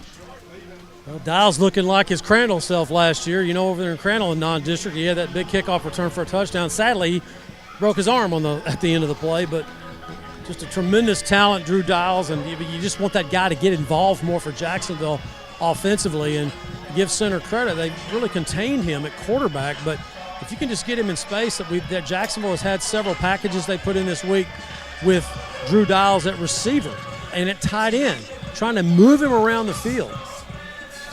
So Jacksonville with a personnel issue, they get him in there now, they're good to go. Clater at quarterback. Clater going to take the snap, hands this one off to Mares. Nice Dede run. with a good run up the middle, going to pick up about 5 on that one, so that'll bring up 2nd and 5. Nice push off that offensive line. Toby Simpson with that lead block from his guard or tackle position. Calvin Boyd. Para, the offensive center, also doing a nice job. You know, there's some beef up front for center. Look at number 14 standing out there. He's about 6'5", about 220. He's a big dude. That is 2nd and 5 for the Indians into Roughrider territory. Clater takes the snap, hands it off to Mares. Gets back to about the line of scrimmage. I think they're going to give him a gain of 1 on the play. Another good hard run there from Dede. So 3rd down, and we'll call it 4 to go.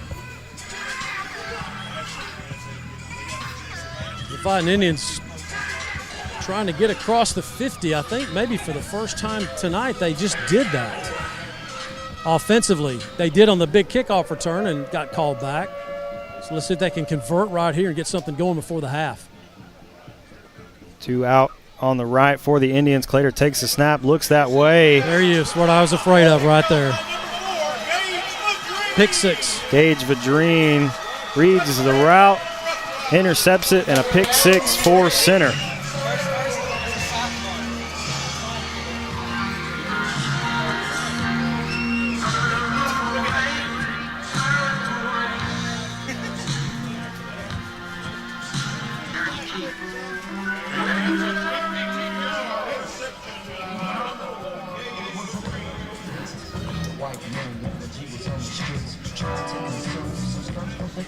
Just jumped the route and made a great play. That's all you can say.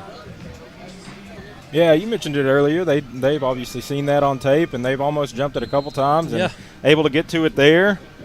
And Jacksonville's going to need to make some adjustments at half as we're 4.5 minutes out. Yeah, no question. I mean, look, first game, and obviously things haven't gone your way. Still got a whole half of football to play, though, to make it respectable. Pablo Wichapa. His kick is up and good. So with 4:29 here left in the first half, center now leads Jacksonville 32-0. We'll take a quick break and be right back. This is Fighting Indian Football on JISC Live. Come see us at Dairy Queen on South Jackson before or after every Fighting Indian game to try our family favorites meal. Dairy Queen, where happy tastes good. Since 1953, Hubert Glass Oil has been servicing the Texas market with the finest quality fuels and lubricants. Each batch is crafted with precision and quality tested by our in-house lab. Whether you're on the road, on the farm, or on the job, we have the right product for your needs.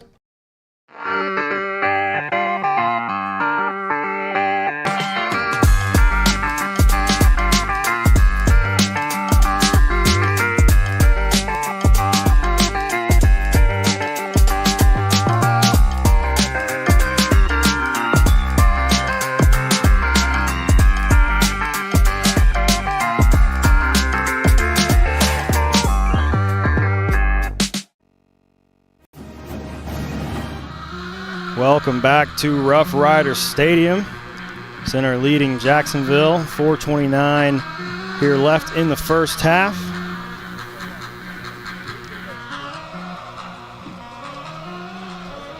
I mean, this is just a clinic in what can go wrong for a visiting football team in the first game of the year.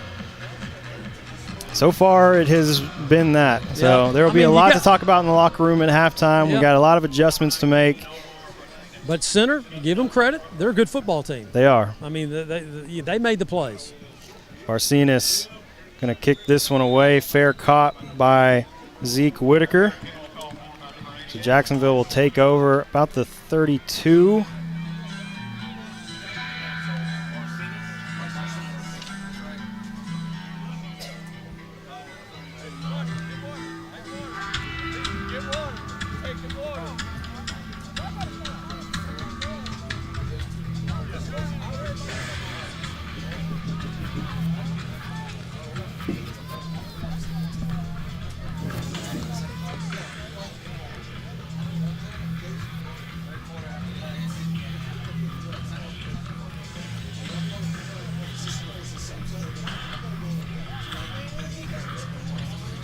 So 1st and 10 for the Indians from their own 32. Searles back in. Got that stomach under control. He's good to go. Searles in the backfield with Clater. Clater going to take the snap, hand this one off to Searles, who's body slammed. Going to gain about 2. But a tackle. big tackle there Cody from Atkinson. the center defense. Yeah, Cody Atkinson with the body slam, and I think he just kind of caught Randy Searles with his foot up in the air, you know, and you kind of you're off balance. Makes the tackle look a little bit better than it really was. Searles does pick up a yard on the play. So they'll bring up 2nd and 8 for the Indians.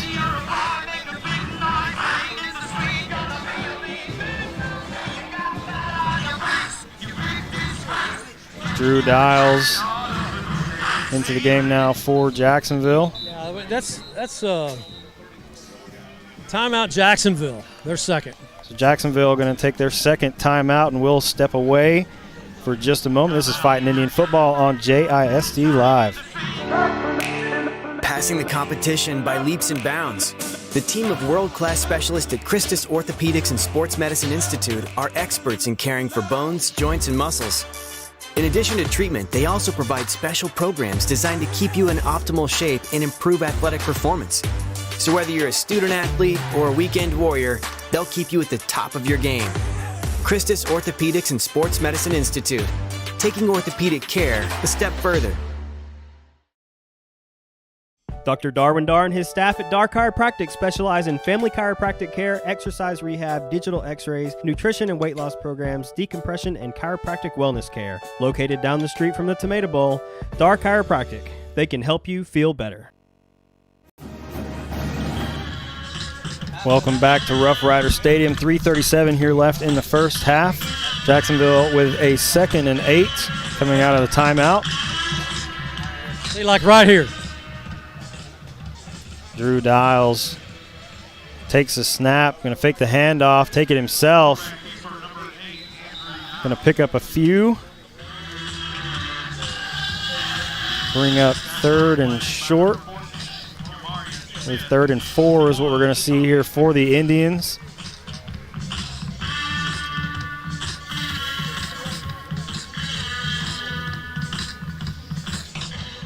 As much as I love that music, I'm not sure that's legal what they're doing. I'm not sure it is. I don't think that's either. legal. I mean, I don't think the UIL, I don't think that is legal in the UIL. I mean, the band could play, but even the band's got to stop when they, I don't know. I mean, I can still hear it, and we're snapping the ball. That's exactly right. Drew Dials going to take it himself. No gain on the play. Met in the backfield by a couple Rough Riders. Look like Jamarian Smith in there on the tackle for center. So that'll bring up 4th and 4. So we'll see Casey Cardenas come on once again.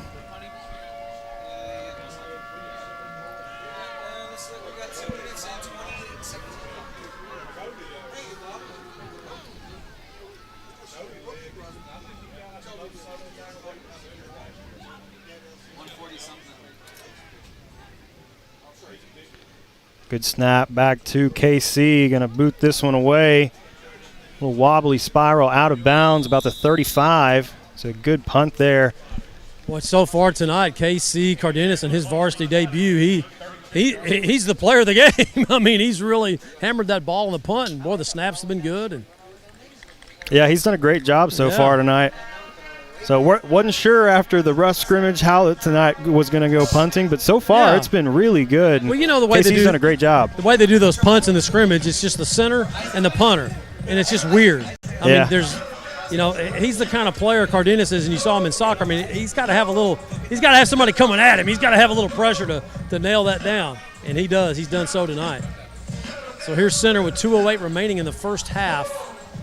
Fans, stay with us. We'll have our All Smiles halftime interview with head coach Jason Holman, and that's going to be fun.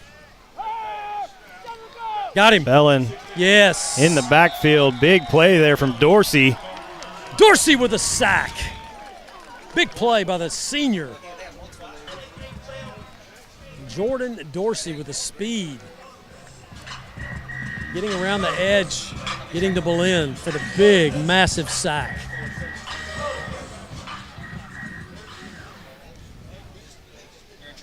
It'll bring up second and really long. I think we're going to be about 19.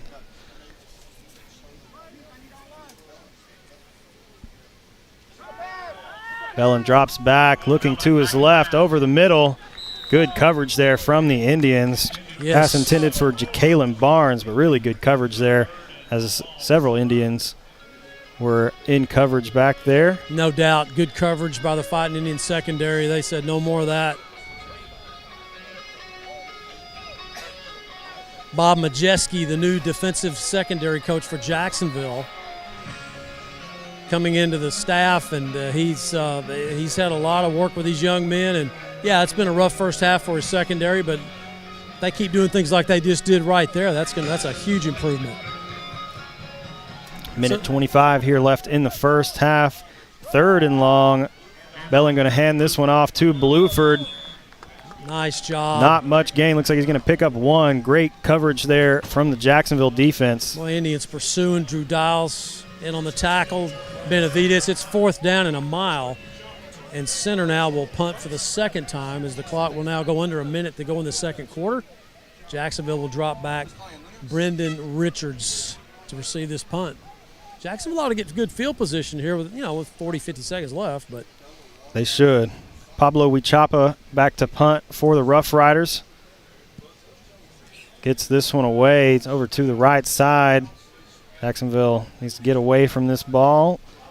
And it's going to be down at the Jacksonville 35-yard line. So good punt there from Huichapa, and Jacksonville will take over with potentially their best starting field position of the game. Yeah, I mean, this is a good spot for them. I mean, if they could have got any kind of return out of that and had it at, midfield or in, now you got a chance to take a couple of shots to the end zone maybe with Zeke Whitaker or Brendan Richards. Because Trent Clater can throw. I mean, we haven't seen him extend the field tonight very much with his arm, but he can throw the deep ball very well. But again, first varsity game as a sophomore. They're just bringing him along slowly and try to get some sure passes. Hadn't gone exactly his way. Looks like we're going to see Drew Dials and Randy Searles in the backfield for the Indians. Looks like Gaskin also in the backfield for Jacksonville. Dials takes a snap, hands it off to Searles around the right side, and going to pick up about 3. That's a lot of yards to run for 3, but that's Randy Searles. He can definitely move the line of scrimmage. He just has that wiggle. You know those guys that have great vision that can see the field and find the creases? There wasn't anything inside for him right there, so he just bounces it to the outside.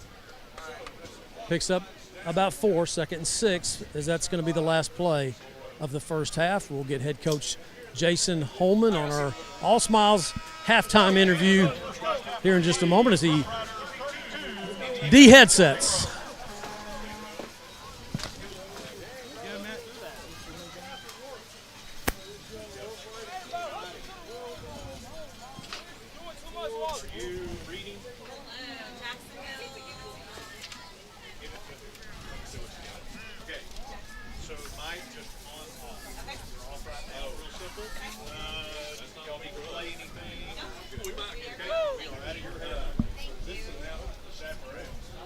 Coach, you can walk with me here while we talk. That's fine. Coach, just a tough start. I mean, this is probably the worst start I've seen to a ball game in a long time. Yeah, no question.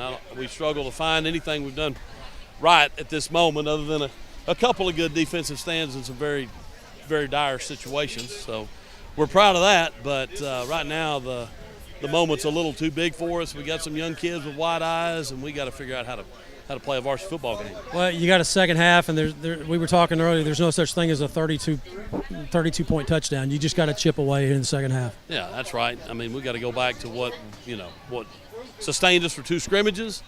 We got to find some answers offensively to get some first downs. We're completely, wore out on the defensive side and dealing with a short field the entire time. So at some point, we got to start playing some complementary football. On a positive note, Coach, defensive, the run, you're stopping the run very well. It's the pass that's hurting, but your defensive front and the linebackers doing a nice job tackling. Yeah, we had a couple of coverage busts that just, they ran right by us, and it's like we were standing there. So we've got to figure that part out, which we did on that last post they tried to throw. We made a good play there. Brendan Richards made a great job of getting on top of it. But, yeah, I mean, everything from kicking game to getting some first downs on offense, we got to get some kind of consistency. Coach, thank you. Appreciate it. Head coach Jason Holman on the All Smiles halftime interview. Cherokee Charmers headed to the field, guys. Take a break, and we'll come back and get all the performance of the Jacksonville Band, Charmers, Twirlers, all of them. All right, we'll take a quick break and be right back. This is Fighting Indian Football on JISD Live. Gene Brumlow, class of 66, and his daughter Ann Farmer proudly support Jacksonville Athletics. Come on over to the South Jackson Dairy Queen and get one of their world-famous blizzards. Dairy Queen, where happy tastes good. Tonight's game statistics are sponsored by Randy Gorham, CPA. Randy Gorham, CPA, the source for your accounting and income tax needs since 1984. For the first day of school, for the last day of work, for the satisfaction of a job well done, for the ideas that change the world, for good times, for not so good times, for her future and hers and his, for serving our customers and connecting communities. We're here with you for good. Austin Bank, with you for good. Welcome back to Roughrider Stadium. We are in the middle of the Whataburger halftime report. We're about to see a performance here from the Jacksonville Cherokee Charmers, so I'll send it back down to Matt. Matt, take it away. Thank you, Ryan. Cherokee Charmers out on the field with their halftime performance. Let's listen into the PA as they introduce them.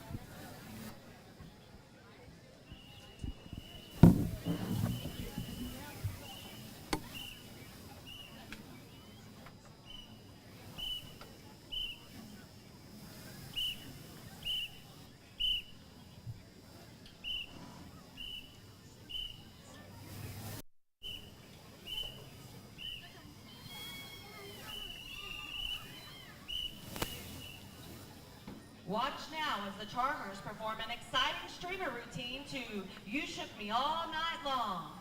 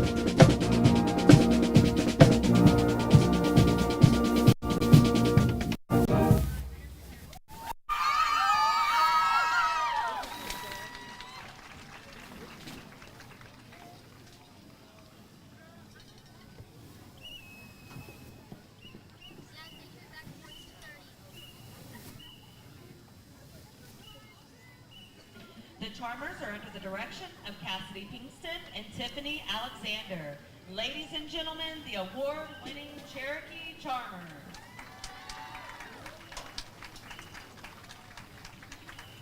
And now, introducing the Jacksonville Indian Majorettes, directed by Brianne G. Officers are Senior Lieutenant Angeles Grimaldo, First Lieutenant Andrea Tavera, and your captain, Juliana Salazar. Twirler of the week is Abby Barrier.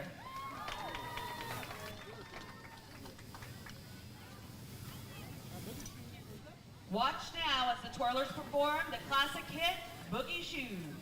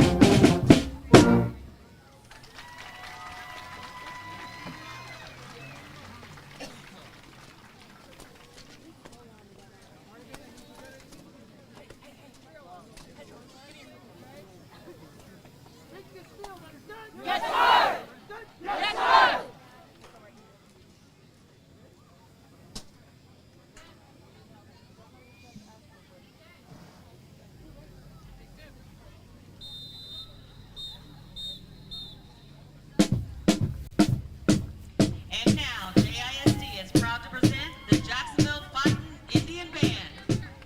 The band is under the field direction of junior drum majors Abby Barrier and Naja White, and senior drum major Logan Fontenot. Feature twirler is Adriana Munoz. The band will perform Vienna Philharmonic Fanfare and New Colonial March. Tonight's performance is dedicated in memory to former Jacksonville High School band director Val Rose. Mr. Rose served as band director from 1966 to 1979, and his influence is still felt in our community today.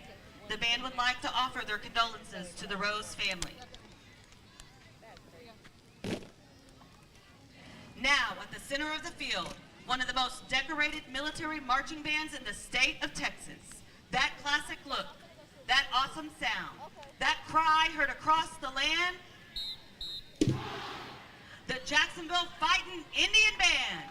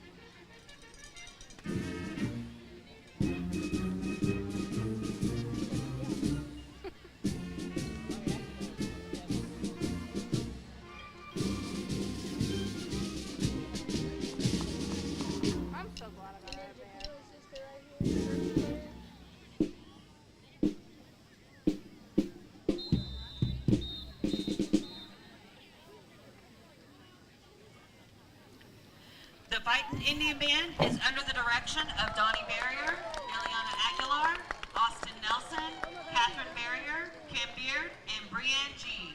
Another outstanding performance by the Jacksonville High School Band here at halftime in Center, Texas at Roughrider Stadium, where the Roughriders of Center are being pretty rough with Jacksonville right now, leading 32-0 at the half.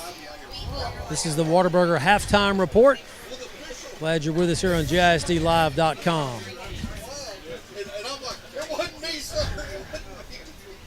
Thank you, Matt. We'll bring it back up into the booth while Center's band takes the field for their halftime performance.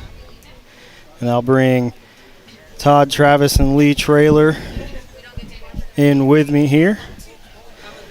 Keep in mind, stats are brought to you by Randy Gorham CPA. And tonight may be an interesting night for stats. We're trying a new app, and I think there may have been some technical difficulties. So I'm not entirely sure what stats that we have. I'm not either. Yeah, so before last season started, the app that y'all had used for multiple years just kind of went away. Went out of business, yeah. Unexpectedly right before the season started, like a week. Like 2 weeks, yeah. Yes. Before the season started. And I think a lot of high schools around the state last year kind of limped through the year trying to find software to use because the most popular one just unexpectedly went away, and we're trying a new one tonight. Sounds like we may have had some issues. So we hope to have those resolved by next week. But Jacksonville here tonight, down big at half. 32-0 is your score. Center out in front on the back of a couple of early Jacksonville turnovers. Yeah, it's definitely not the way that you would have wanted to start the game tonight if you're Jacksonville. And, I think we saw some growth there towards the end of that first half. We saw a couple big stands on defense. We saw some good runs in there. We're trying to get some offense going. Center's got a good defense, too. They've got a good team, and I've been impressed so far with how that Center's played, which we knew, I think, coming into this game. They lost a lot of seniors last year. But it seems like they were able to reload pretty well. This is a Center team that has gone a couple rounds deep in the playoffs the last couple years, and they've shown it so far in the first half that they've got a lot of weapons. Yeah, they're a very good team, and that certainly has shown up in the first half. And their quarterback, who has played receiver the last few years, certainly doesn't look like it. He looks seasoned, and that's kind of true of a lot of what we've seen out of Center. They look really well prepared. A lot of their players obviously have a lot of experience and have gone, like you said, a few rounds deep into the playoffs the last few years. So this is a really good program, really good team, and that's certainly showing up tonight. For Jacksonville, what you really want at this point is to ignore the scoreboard, and you want to see progress. You want to do teaching at this point. Yeah. As a coach on the sideline, you want a player to see, hey, this busted coverage that we had in the first half, here's this look again. Let's do it right this time. And you just want to see progress, and that's what Jacksonville really needs to be the goal this second half, is ignore the scoreboard and just see that progress, just chart that progress, celebrate those wins as they come, and just get better in the second half.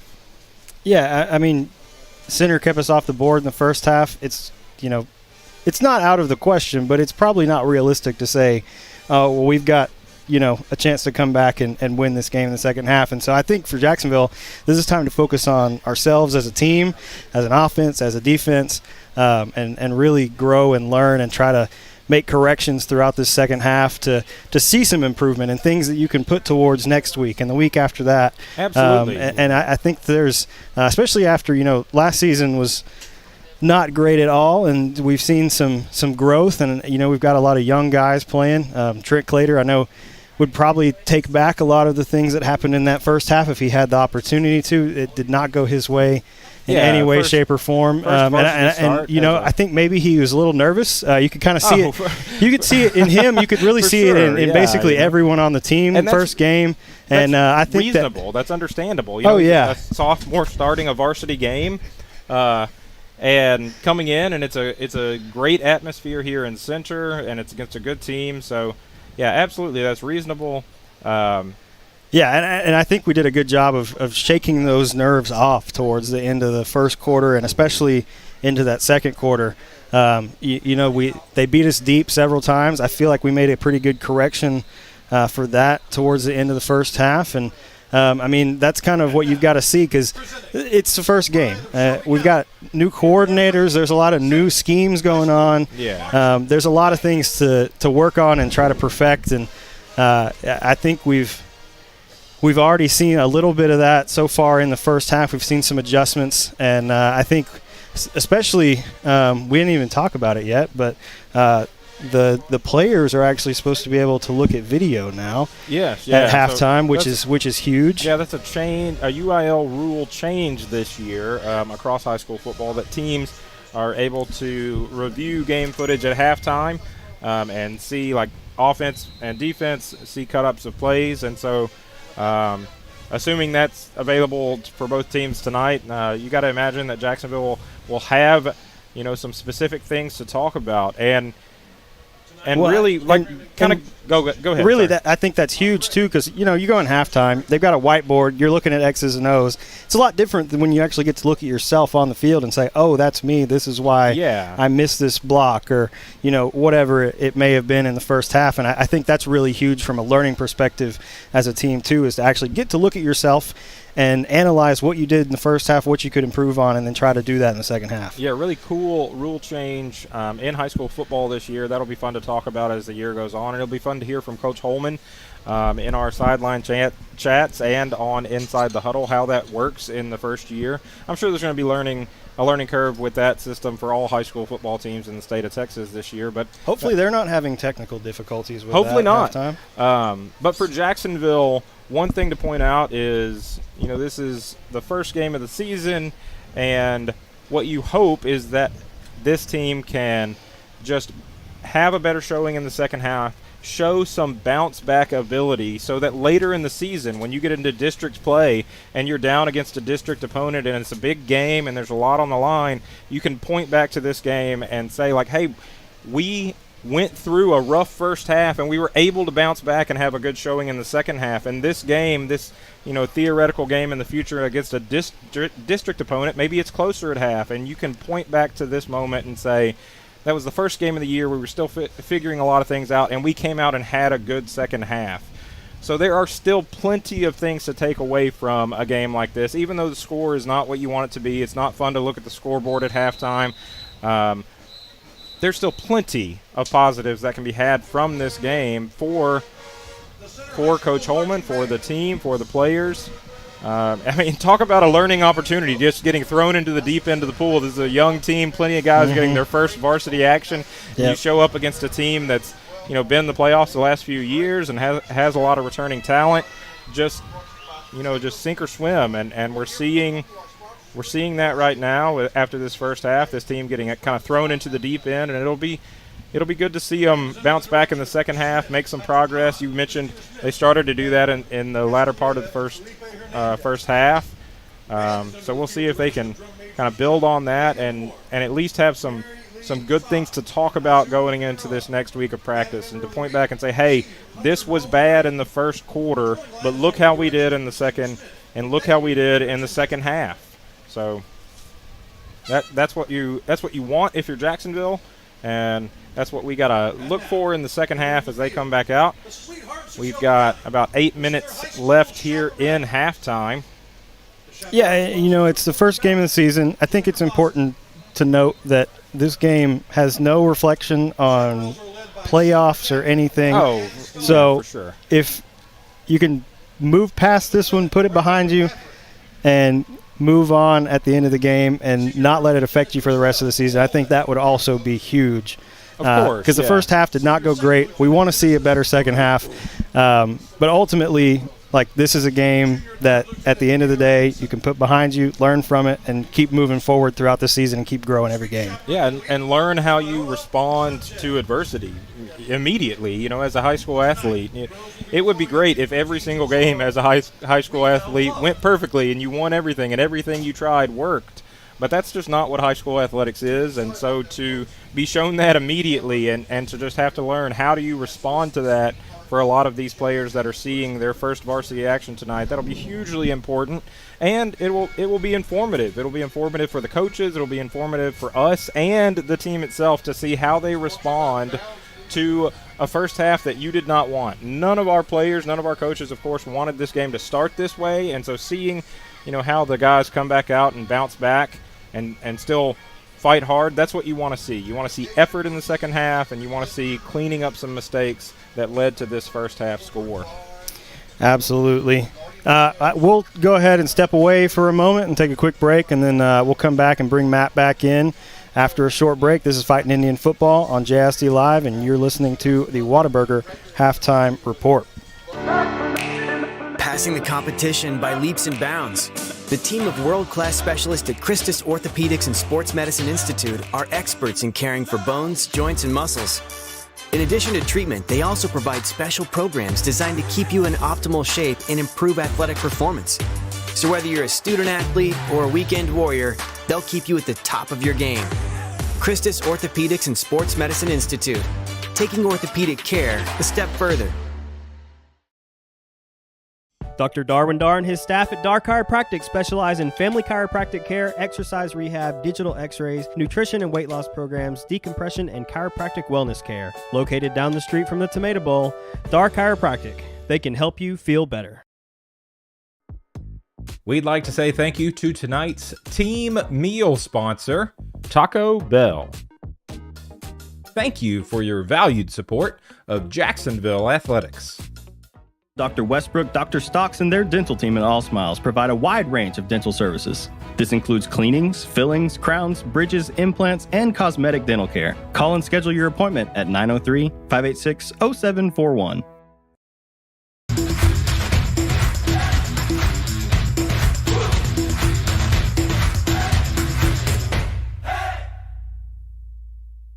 Since 1953, Hubert Glass Oil has been servicing the Texas market with the finest quality fuels and lubricants. Each batch is crafted with precision and quality tested by our in-house lab. Whether you're on the road, on the farm, or on the job, we have the right product for your needs. The honey barbecue chicken strip sandwich is delicious. It's got that barbecue flavor, that cheese melts on top with that Texas toast. You look at it, your mouth starts watering. It's my go-to sandwich. The honey barbecue chicken strip sandwich, that's my all-time favorite. I'm Matt Montgomery. For over 40 years, my business has helped people manage their money and organize their financial life. I'm a registered investment advisor with the state of Texas and chartered financial consultant. Whether you need portfolio management or comprehensive financial planning, I can help you. Call me for a free consultation. Gene Bromlow, class of 66, and his daughter Ann Farmer proudly support Jacksonville Athletics. Come on over to the South Jackson Dairy Queen and get one of their world-famous blizzards. Dairy Queen, where happy tastes good. Tonight's game statistics are sponsored by Randy Gorham, CPA. Randy Gorham, CPA, the source for your accounting and income tax needs since 1984. Since 2004, Legends Old Time Burger Cafe has been the home of Jacksonville's best old-fashioned hamburgers. Hand-battered chicken strips, chicken fried steak, fries, and onion rings are the best around. Legends, home of Jacksonville's best old-fashioned hamburger. For the first day of school, for the last day of work, for the satisfaction of a job well done, for the ideas that change the world, for good times, for not so good times. For her future and hers and his. For serving our customers and connecting communities. We're here with you for good. Austin Bank, with you for good.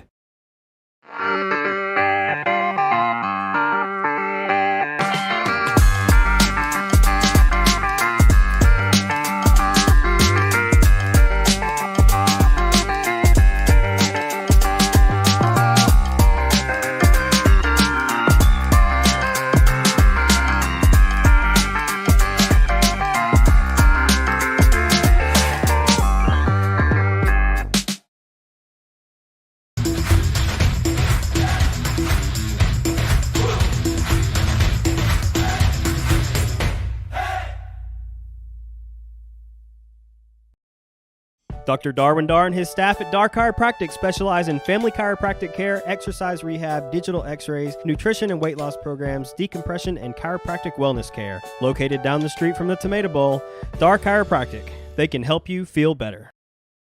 Our one-of-a-kind mushroom Swiss burger is back. And now it's an all-time favorite. You're going to love this burger. That au jus sauce on top. The creamy au jus sauce. Every bite's perfect.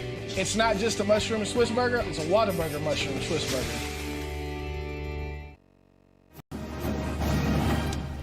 Welcome back to the Whataburger halftime report. A little under a minute and a half here remaining in halftime.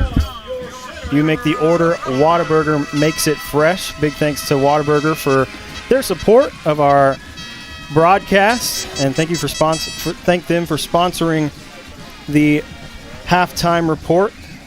Center has made their way back onto the field. Jacksonville about to make their way back out of the tunnel. And we also want to thank Mayor Randy Gorham for sponsoring the halftime stats that we're hoping are going to improve for post-game stats. Jacksonville now coming out of the run-through. As we're set to go, Jacksonville will be kicking off the second half as Center defers to take the football.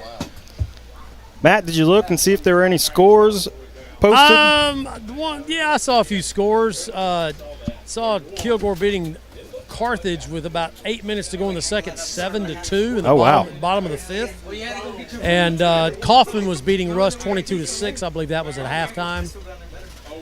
I'm trying to think if I saw other scores. I guess I could pull my phone out while we got a little time here.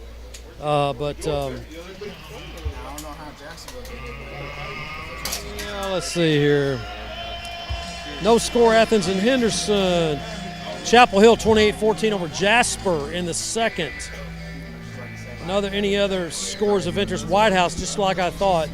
It's 2 minutes to go in the first half. They're up 31-0 over Dallas Woodrow Wilson. Saw that coming. All right, so KC. We're going to see first kickoff here from KC tonight. I'll tell you what, he was dropping some dimes in practice the other day. Let's see what he's got here. I mean, I'm talking about 5 yards deep in the end zone. Got a leg on him, as we all know from soccer.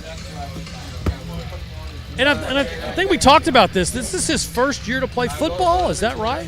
I'm not 100% sure. I kind of think so, but obviously at the high school level. On varsity for sure. Yeah, varsity for sure. We're set to go. Jacksonville kicking off. Here's KC. Kickoff brought to you by our friends at Neighbors Coffee. This one high and to the right, fielded cleanly by Center. Timothy Johnson on the return for the Roughriders, and he's going to make his way back out to about the center 30. Good coverage by Jacksonville's kickoff team. And I can verify this is KC's first year in football. Okay. Yeah, the first snap when he was punting. First snap, varsity football, high, jumped up, got it. He's been really impressive for his first varsity game, first football game, period. That's amazing. It was a little high. It wasn't overly high. It was about at the face mask. But he had to make a play on it. He made a great play. But other than that, we've seen some great snaps tonight, too. I'm pretty sure it would have hit me right in the face. So. Great job from KC. We've also seen some really good long snaps tonight. Certainly have. Bellin going to look to his right, finds Ratcliffe. Ratcliffe going to be dragged out of bounds by Samadrick Kincaid, but not before picking up first down. Boy, for a first ball game, I am really impressed with Center's toss and pitch game. I mean, obviously the long balls have worked for them, but they got a nice little short passing game right there. Jacksonville a little bit soft on the coverage, but good tackle getting him out of bounds after he gets the first down catch by Kincaid. Belling going to take the snap, hands this one off to Bluford around the left side. Good run from Bluford, but brought down by Michael Miles. Going to pick up about 7. When Michael Miles hits you, you're not going to go anywhere. I mean, he just pounded the running back for Center right there, Bluford. He thought he had a head of steam, and all of a sudden, boop, he's on his back. So that'll bring up 2nd and 4 for the Roughriders. 2 left, 1 right for Center. Oh, yeah. Great job there from the Jacksonville defense, meeting Bluford behind the line. It's going to be Calvin Boyd. just wrapped him up, wrestled him to the ground. I mean, Calvin Boyd, he is so strong. The dude can bench press New York. I mean, he is a beast. So 3rd and long, can Jacksonville get off the field here defensively? Bellin drops back, looking to his left, just out of reach for Timothy Johnson, incomplete. So that'll bring up 4th and 6 for the Roughriders. So Jacksonville gives up the 1 first down on the pass reception, and good defensive stand there from the Indians. Very nice. Good way to start the second half. Pablo Huichapa back to punt this one away for the Roughriders.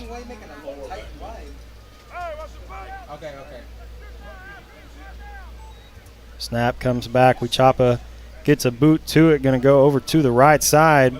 Brendan Richards fields it cleanly, makes a move, trying to pick up some yardage, and is going to be met about the 25.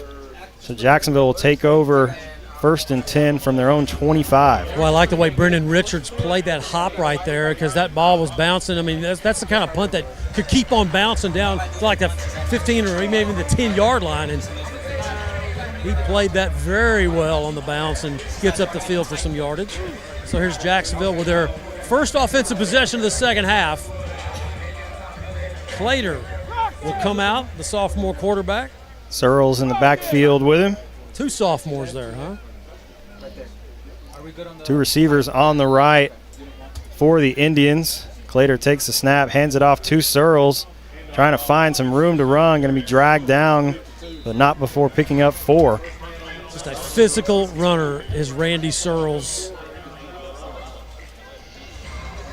We talked about the vision on the kickoff return in the first half. He just knows how to find creases. Unfortunately, they got called back. But he just finds the holes, and then he's just so physical, and he's got what you call a wiggle. I mean, he's not one of those straight line runners that you feel like you can get a beat on him. He's got that wiggle that enables him to get in the open field and get some of those additional yards. Had a 60-yard run for a score last week in that scrimmage. It was very, very strong and physical. Clater takes the snap, hands it off to Searles again. Searles trying to find some room, has some room down the right side, needs to get past Timothy Johnson, and it's going to be brought out of bounds about the center 35. Big run there for Randy Searles. And did you see what he did? I mean, it was sealed off on the left. He was supposed to go behind the left tackle. It was sealed off, and he planted that foot, turns the corner, and it gets in that sprinter mode and just accelerated around the edge. That's why I'm talking about that great vision. If it's not there, plant your foot, go the other way. He has that kind of change of direction. So clearly Jacksonville's best offensive play of the night puts the football first down for Jacksonville at the center 36. Deepest penetration here for Jacksonville. 2 receivers left for the Indians. Clater going to hand this one off to Searles. Dances around, tries to find some room, and is met just past the line of scrimmage. I believe Cody Atkinson in on the tackle there for the Roughriders. So they'll bring up 2nd and 9. Yeah, Atkinson has definitely been a force from his linebacker position tonight for center. As Cameron Thompson, the sophomore, will check in for Jacksonville for Josh Gaskin, the H-back. So the Indians putting in a different package here. 2nd down. We'll call it 10, as you said. Searles did get back to the line of scrimmage. Actually, might have I think he gained a yard. About a yard on the play. Yeah, it was at the 36. Now it's at the 35. 2 receivers left for the Indians. Clater not able to get the snap. Oh, there's a bad snap. Ball did not make it back to Trent Clater, and we'll see who was able to fall on it. I'm not sure how that ball didn't. I mean, it just Clater never got it. Center able to come up with the football. So another turnover here for the Indians. And on a drive that was really going very positively for the Indians, unfortunately, not a great snap, leads to a turnover. So center will take over at their own 35. Can't even describe what happened. Alex Parra, the center right there. The ball was snapped, and Clater was standing back there, and he started running toward the line of scrimmage. I don't know if Parra snap the ball off his leg or what? There was nobody in motion. I never even saw the ball, so I'm not sure what exactly happened. But maybe his hand slipped. I mean, it's humid down here. It could be. Yeah. I never saw the ball come backwards, so I'm going to assume that hand slipped or something. Either way, turnover. Center takes over. 1st and 10 from their own 35. Bellin going to hand this one off to Bluford around the right side. Zeke Whitaker on the tackle for Jacksonville. Flag comes in. They're going to get a horse collar on Zeke. I mean, it's a good call. He did. I mean, he pulled him down from the nape of his neck right behind the helmet. Tough call because Jacksonville really strung that out well. Zeke was in position. Let's see the call. Now, you know they changed that. They changed that this year.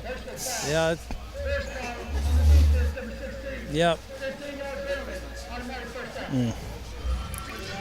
Unfortunate there. Zeke that's an effort play. Tough call. Hate to see it. You know, those are the kind of penalties, though. Those are effort penalties. You really can't get too upset about those. I mean, he was in position. He makes the tough tackle. Just got his hand in the wrong position. So, unfortunate. 1st down center. So after the penalty, 1st and 10 from the Jacksonville 46. Bellin going to take the snap, hands it off to Bluford, and brought down around the 42.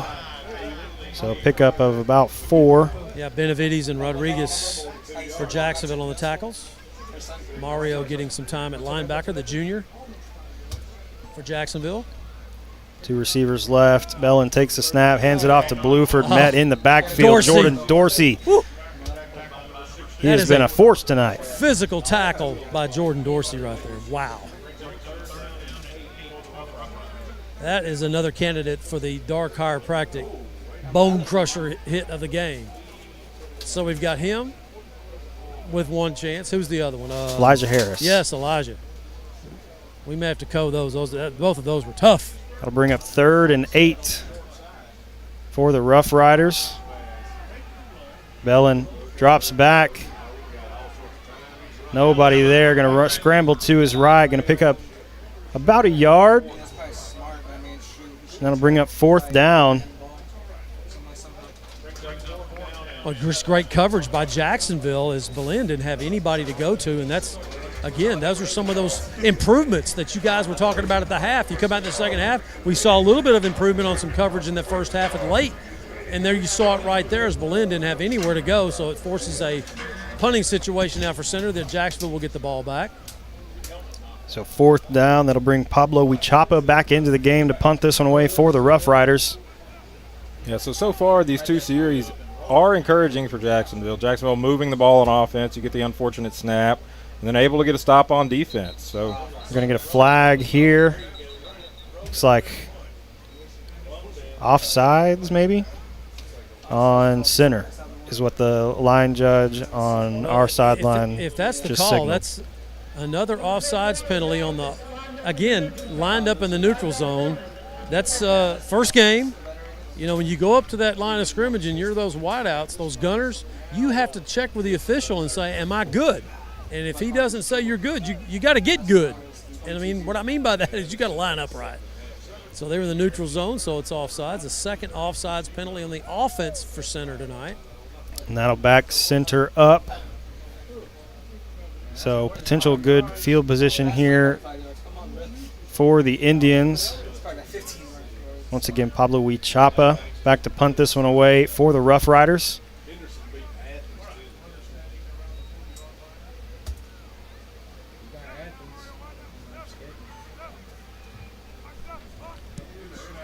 Huichapa sends this one away, going to bounce about the 20. Richard's going to step up and then step out of bounds about the Jacksonville 21-yard line. So 7:05 left here in the third quarter. Jacksonville going to take over in their own territory once again. But we saw some positive things on the last drive. Did not end in a fortunate way for Jacksonville, but some positive things there. So we'll see if they can continue that here on this drive. Yeah, just got to keep plugging. Got to, teams don't. The good teams don't beat themselves. And tonight, I've seen that a little bit from Jacksonville with the 3 turnovers and getting beat deep in the first half. But you know what? I mean, we saw so many good things in that other drive a moment ago where they ran the ball well. Dede's checked back in the ball game at running back for Jacksonville, and Drew Dials is in at quarterback. So still rotating first game, trying to find that rhythm. Who's going to be the people they want to run with, or maybe that's just what they're going to do it all year is rotate. So Dials going to take the snap, hands it off to Mares. Dede with some good running, able to pick up a few. Bring up 2nd and 7. Dede's one of those guys that you call him, he's a downhill runner. We were talking about the wiggle that Randy Searles brings to the offensive package. Well, Dede's the guy that runs downhill, gets the tough yards, and if you don't get him on the ground, he'll go 60, he'll go 50, like he did in a couple of scrimmages that we had. So 2nd and 7. 3 men in the backfield for the Indians. Dials takes the snap, hands it off to Dede once again up the middle. Going to pick up another 4.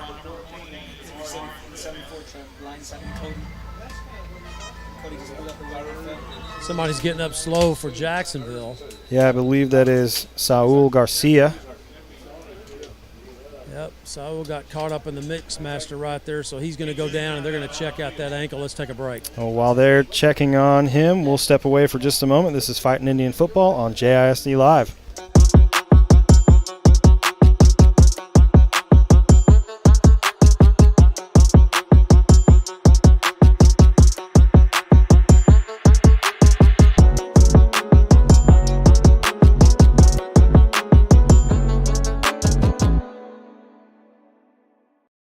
For the first day of school, for the last day of work, for the satisfaction of a job well done, for the ideas that change the world, for good times, for not so good times, for her future and hers and his, for serving our customers and connecting communities. We're here with you for good. Austin Bank, with you for good.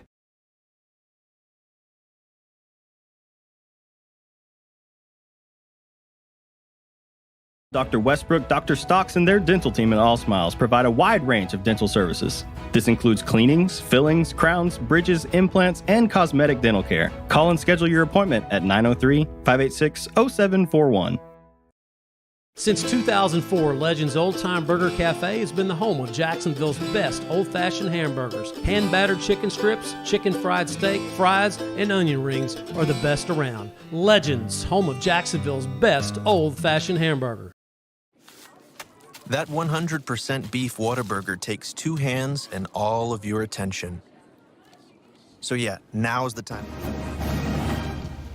Welcome back to Roughrider Stadium. Jacksonville set to go on a 3rd and 2 after the injury. Dial set to take the snap, has a man in motion. Takes it himself, gets up the middle, and a big EAG forward first down for Jacksonville. Yeah, I mean, that's what you want to do in those situations. That's why Drew Dials is back at quarterback. He's just that physical presence. Really got jacked up this summer, in the spring and summer. I just added about 15 pounds of muscle, about 195, 6'1", 195, and tough guy to bring down. And that's exactly why Jason Holman made that move this year in the spring, get the ball in his hands, and that's why he's in there, gets the first down.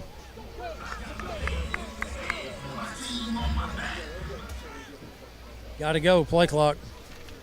Play clock is at 2. Dials takes the snap, hands it off to Dede. Good run there from Dede Mares, going to gain about 6. Nice. So now you're starting to get a little momentum. You're getting a little roll. Keep it going. Like, we talked about earlier, just continue to play hard. Don't look at the scoreboard.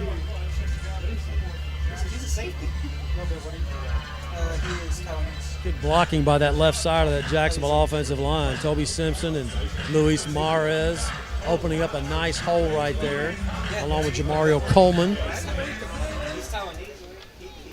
2nd and 4. Dials takes the snap, fakes the handoff, trying to keep it himself, gets tripped up, going to be brought down behind the line of scrimmage, loss of 1 on the play. Well, that's Kevin Robinson just blew up that play for center.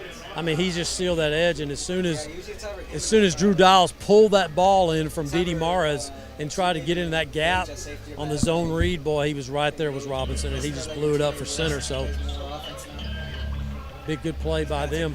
So 3rd down for Jacksonville. About 6 to go.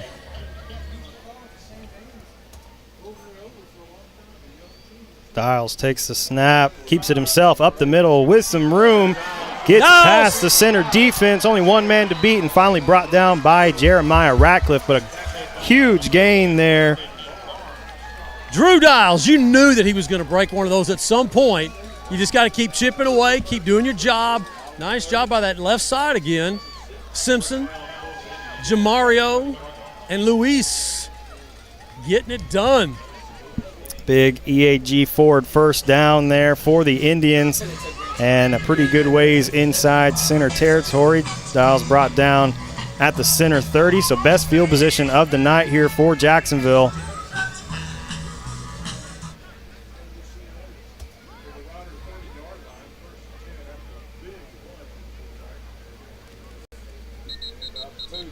Flag comes in. Yeah, Jacksonville was a little jumpy right there. I think it's going to be procedure. Let's see the call.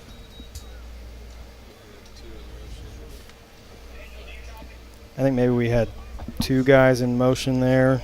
Not sure if the first guy got set before Gaskin moved. I believe who? Yeah. Isaac Mosley. Sometimes when you're in that motion, yeah, you have a tendency to kind of lean toward that line of scrimmage, like it's not Canadian football. You got to keep going lateral, and I've noticed that a couple of times he's done that. So something to work on. First game. Yeah. So 1st and 15. Still 1st down. So 1st and 15 for Jacksonville from the center 35. High snap goes over the head of Dials, trying to jump on it. Center able to knock it away. Still not in possession. I think maybe Gaskin hustled back and got on that ball. Gaskin got it. Good effort play here on the replay from Gaskin. Able to slide in there and recover for Jacksonville. So a big loss on the play. It'll bring up 2nd and really long. Oof. That is but a long way to go. We did not turn the ball over. So well, center kicked the ball twice. They trying did. to pick it up. They booted it, kicked it, and Gaskin gets down the field. What a hustle play by Gaskin, getting down for Jacksonville to get it. And again, it was just a good snap. Drew just took his eye off the ball, went right through his hands. Whew. Did he say 2nd and 46? What's your 2nd and 46 call, guys? Is this where you say, just try to get 23 on this one and you get 23 on the next one? Yeah. Dials takes the snap, going to hand this one off to Didi. Has some room. Didi with a huge run. Well, that's how you do it. What a run from Didi Mares. Almost eats up that entire 46 yards. That's how you get it back. Yeah, give it to Didi. There's your 2nd and 46 play, Matt. That's it. Just run the gap. Just a power play over that left side. This is the running ability of this Jacksonville offense and these are the ones for center. They've got 35, 36 players in their varsity. This is not their backups in the ballgame. All right, well, with that big gain, that'll bring up 3rd and 6. So 40-yard gain there on that play. Dial's going to keep it himself this time. Has some room to his left, trying to get the 1st down. We'll see where they spot him. He's definitely close to the 1st down line. Got to go for it. 1st down. Big got EAG the first down. 1st down there from Drew Dials.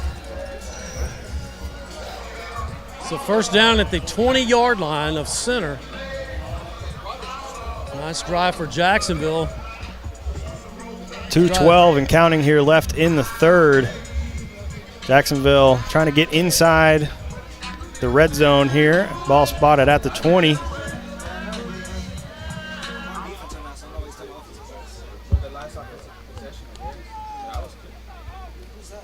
Dials able to come up with the snap, hands it off to Searles, met behind the line of scrimmage. Bobble the snap.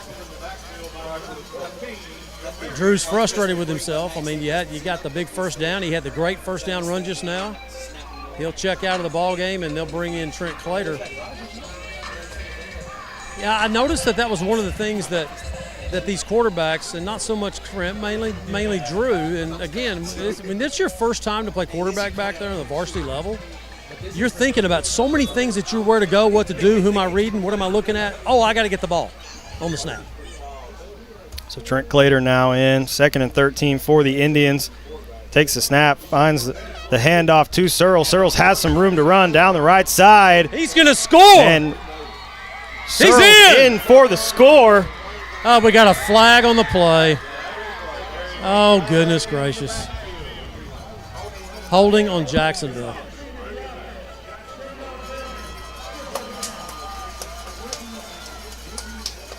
So that'll back Jacksonville up, negate the touchdown. Still 2nd down in center territory. Reminiscent of the long kickoff earlier from Searles from the first half that was called back due to a penalty there. Just another big play, and that is, those have been few and far between for Jacksonville, obviously tonight. Based on the score, so it's good to know that with open space, Jacksonville can get out there, but we gotta get some of those plays without the penalties. The flag, and the flag was thrown, well before Searles went into his sprint into the end zone. I mean, they threw the flag right when he turned the corner, so it wasn't like they threw it way after they saw he's going to score. It's good. I mean, I can't say it's a good call. I didn't see the hold, but clearly it was thrown way before Searles got in space. And the kickoff a moment ago, and the kickoff return in the first half. I mean, I saw the guy. We called a fair catch, and you can't advance a fair catch. So there you go. Yeah, both legitimate penalties, but just seeing that Jacksonville can get out and get into open space and take advantage when that's there. So Jacksonville with another opportunity here to overcome some adversity. You shot yourself in the foot a little bit right here after having it 2nd and 46, and you convert for the first down. Yep. Now we're going to have a 2nd and 23 after the penalty. Hey, no problem. They already did it once.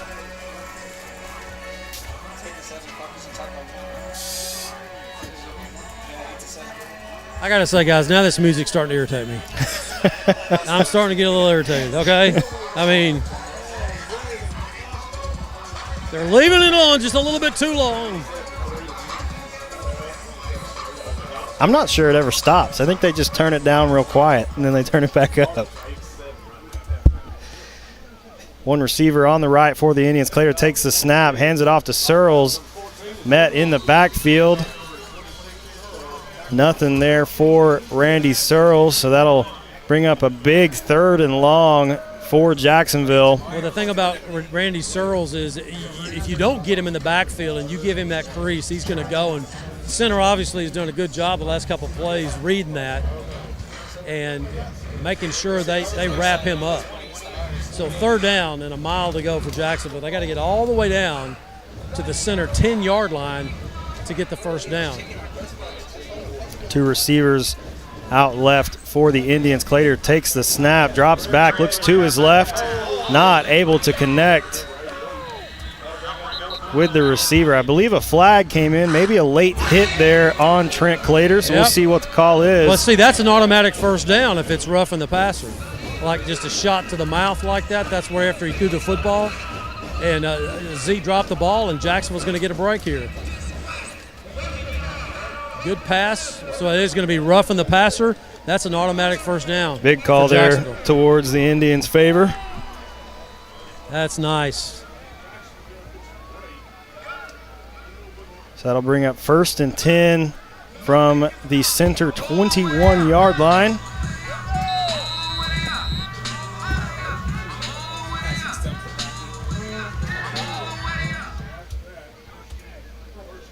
Two receivers out wide right for the Indians. Clater takes the snap, looks to his right, gets the pass off. Gosh, hit him right in the chest. Suarez Mosley. Mosley not able to bring that one in. Oh, couldn't have been a better pass by Trent Clater. He delivered. He just dropped a dime right there. I mean, there was 3 defenders around Mosley, and it hit him right in the chest. There were 2 or 3 defenders around Trent Clater when he threw that ball, trying to swat it away. Now, Mosley did get punched in the back when the ball came down, but it hit him right between the twos. 2nd down, 10 to go after the roughing the passer penalty gave Jacksonville the automatic first down to the 21 of center. Clater going to take the snap, gives the handoff to Searles. Searles going to pick up a couple, and that will do it for the 3rd quarter of play. So we'll change ends one final time here in center and be right back. This is Fighting Indian Football on JISD Live. Passing the competition by leaps and bounds. The team of world-class specialists at Christus Orthopedics and Sports Medicine Institute are experts in caring for bones, joints, and muscles. In addition to treatment, they also provide special programs designed to keep you in optimal shape and improve athletic performance. So whether you're a student athlete or a weekend warrior, they'll keep you at the top of your game. Christus Orthopedics and Sports Medicine Institute, taking orthopedic care a step further. Dr. Darwin Dar and his staff at Dar Chiropractic specialize in family chiropractic care, exercise rehab, digital x-rays, nutrition and weight loss programs, decompression, and chiropractic wellness care. Located down the street from the Tomato Bowl, Dar Chiropractic. They can help you feel better. Dr. Westbrook, Dr. Stocks, and their dental team at All Smiles provide a wide range of dental services. This includes cleanings, fillings, crowns, bridges, implants, and cosmetic dental care. Call and schedule your appointment at 903-586-0741. I'm Matt Montgomery. For over 40 years, my business has helped people manage their money and organize their financial life. I'm a registered investment advisor with the state of Texas and chartered financial consultant. Whether you need portfolio management or comprehensive financial planning, I can help you. Call me for a free consultation. Since 2004, Legends Old Time Burger Cafe has been the home of Jacksonville's best old-fashioned hamburgers. Hand-battered chicken strips, chicken fried steak, fries, and onion rings are the best around. Legends, home of Jacksonville's best old-fashioned hamburger. Welcome back to Roughrider Stadium. Start of the 4th quarter, Jacksonville with a 3rd and 8. Trent Clater going to take the snap, dropping back. Looks to his right, no one there for the Indians. Wow, I'm not sure. I don't know if Trent was looking for Cam Thompson dragging across, but a little short. We got an injured Roughrider with one of those cramps. So it's going to be 4th down and 8 to go for Jacksonville, and I'm sure Jacksonville here will go for this in their 4-down territory. As we may be in KC's field goal range here. I don't know what his range is right now.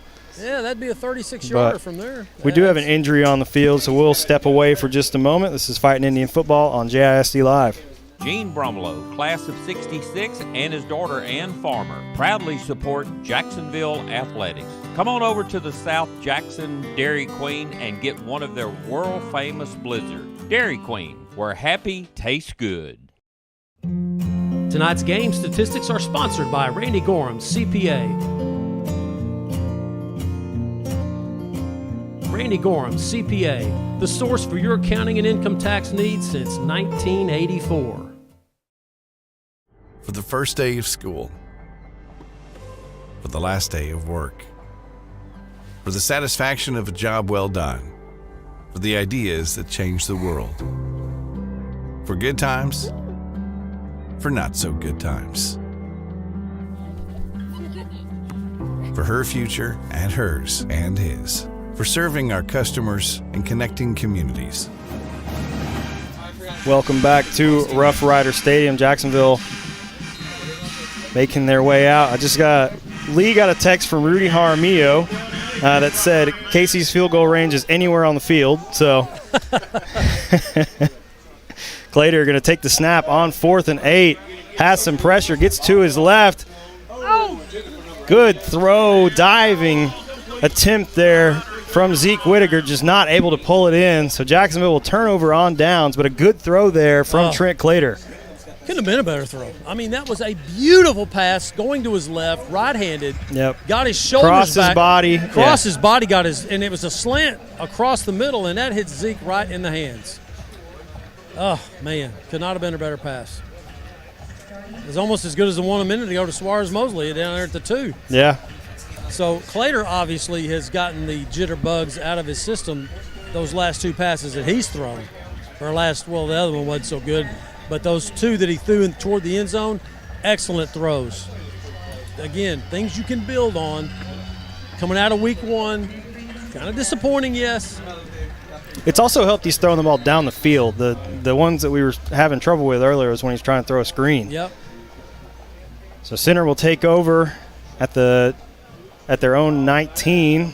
Pass finds the hands of Timothy Johnson, finally pushed out of bounds just outside the center 40-yard line. Actually looks like they're going to mark him at the 39. So big gain there for a first down for the Roughriders.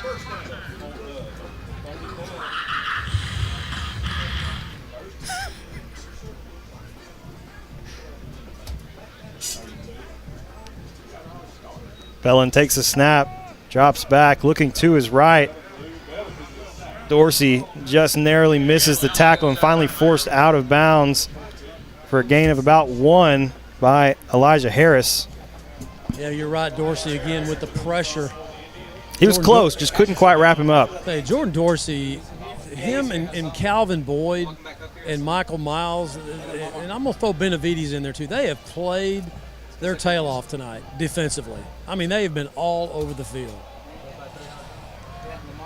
Bellin going to take the snap, hands this one off to Bluford, running to his left. Calvin Boyd swallows him up. Yep, him and Ty both. Ty Lindsay and Calvin Boyd. Nice job, good lateral pursuit.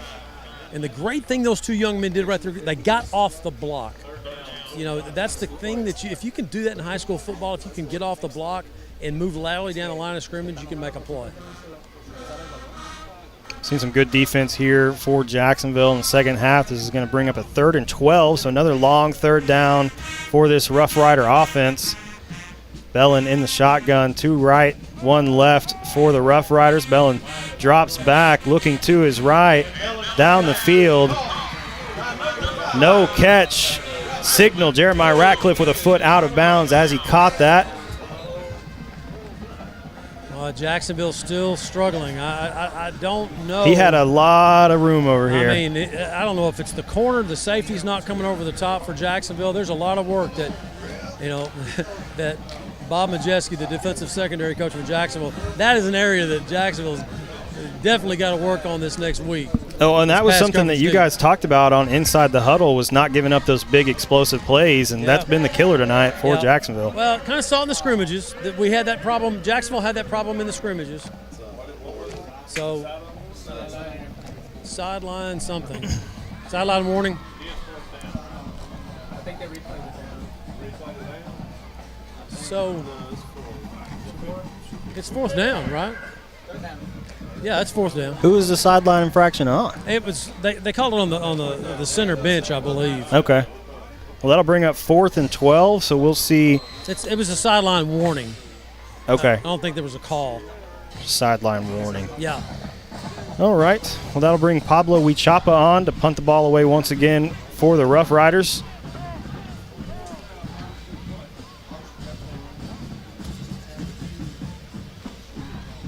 Bad snap, dribbled back. Jacksonville able to get the block. Pick it up. Michael Miles able to pick it up.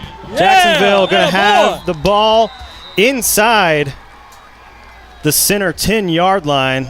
Great block there off the bad snap. Really good heads-up play. I'm trying to pick out who it was that got a hand on it. Yeah, I mean, there was 3 fighting Indians you could almost credit with that block. They were all over the punter. I'm not sure. It may have been Dorsey. I think it was Jordan Dorsey based on the replay. So Dorsey with the block punt. Michael Miles picks it up, gets it to the 7-yard line of center. So Jacksonville, that had a great 3rd quarter. Didn't score, had a turnover, but as we talked about, they won time of possession. And, hey, they've improved in the second half. They really have. It's looked almost like a completely different team so far in the second half. On both sides of the ball, the defense has played very well. They got a huge punt block there. Now punch this one in. Now Jacksonville with a 1st and goal opportunity here. Clater going to take the snap. Fumble. Oh, Oh, good grief. Not a great exchange there between Trent Clater and Didi Mares. And there's a flag on the play after. I don't know if it's a dead ball, if it's going to negate the fumble. I don't think so. It's their ball. Yeah, it just didn't look like Trent Clater and Didi Mares connected there. I don't know if maybe Trent was trying to pull it, but it slipped out, and another unfortunate turnover there for Jacksonville. Yeah, turnover number 4 tonight for Jacksonville, which was a bugaboo for them last year. I mean, they were, was it -13, -14 last year on turnovers? Non-sportsmanlike conduct on center. Half the distance of the goal. So center will keep the football on the fumble recovery, but they'll move it back inside the 5. So tough break for Jacksonville. I mean, again, first game, you got to, some of those things that you just got to work out execution-wise, your handoffs, young quarterback. Yeah, it just kind of stinks. That was the first place. The Jacksonville defense now back on the field after a big stand on the last drive.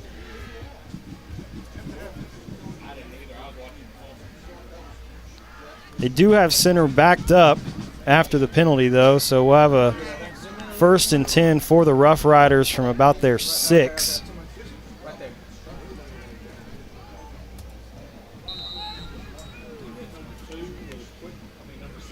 Bellin going to take the snap, fake the handoff, looking to his left. Ratcliffe down the sideline, finally tackled out of bounds. So Modric Kincaid was there, just couldn't wrap up Ratcliffe. Now we're going to see a flag come in after the play. They're going to get Elijah Harris on the sidelines over there for Jacksonville. Number 14 looked like he came up and somebody said something to him, lost his cool and shoved somebody. So let's see the call here. That may have been, he may be the second guy. I mean, I'm not saying that Elijah was the guy that instigated it, but let's see the call.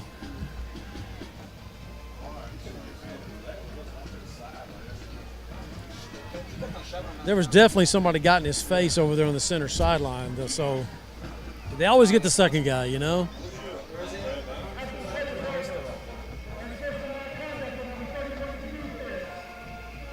Yeah, it's on Elijah.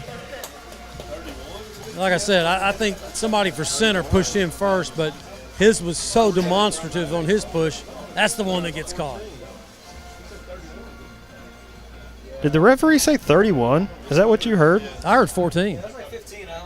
They're saying 31 up here in the press box as well. I think he said the wrong number. 31? Yeah, I don't think we have a 31. No. Yeah, they should have 14 because you'll have a 31 on the plate. So yeah, I think that is going to go against Elijah Harris. Oh, yeah, it is. I saw it. I mean, I was watching. Could see him clearly push the guy. But like I said, I mean, some guys say stuff to you, some guy you can't respond like that. So after the penalty, that'll bring up 1st and 10 for the Roughriders from their own 46.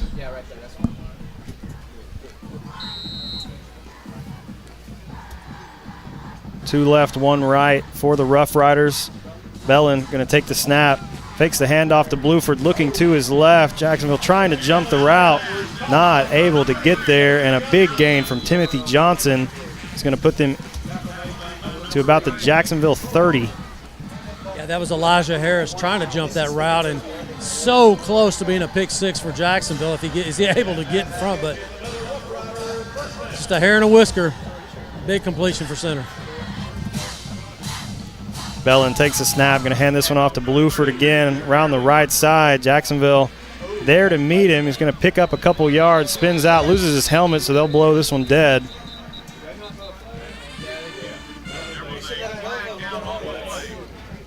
Flag, I think, came in as well on the play.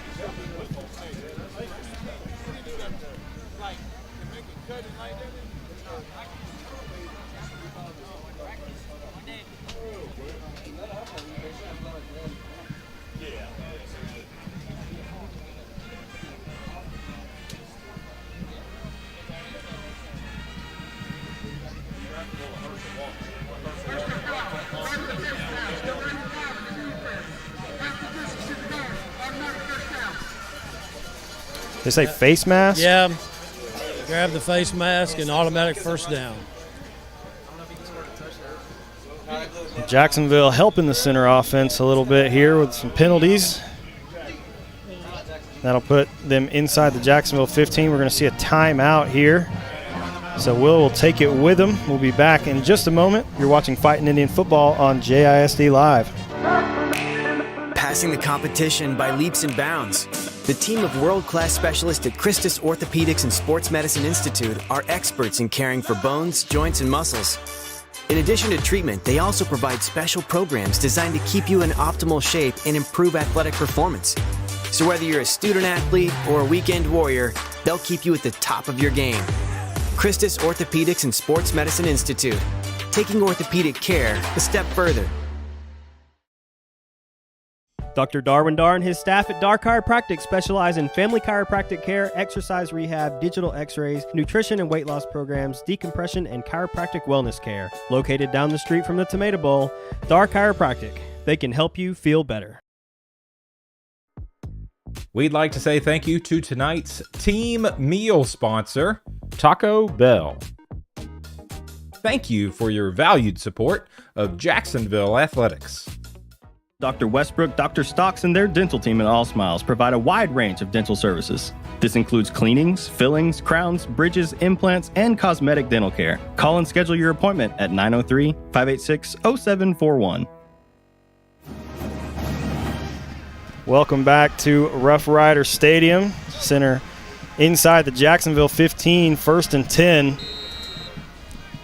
Two receivers right, one left for the Roughriders.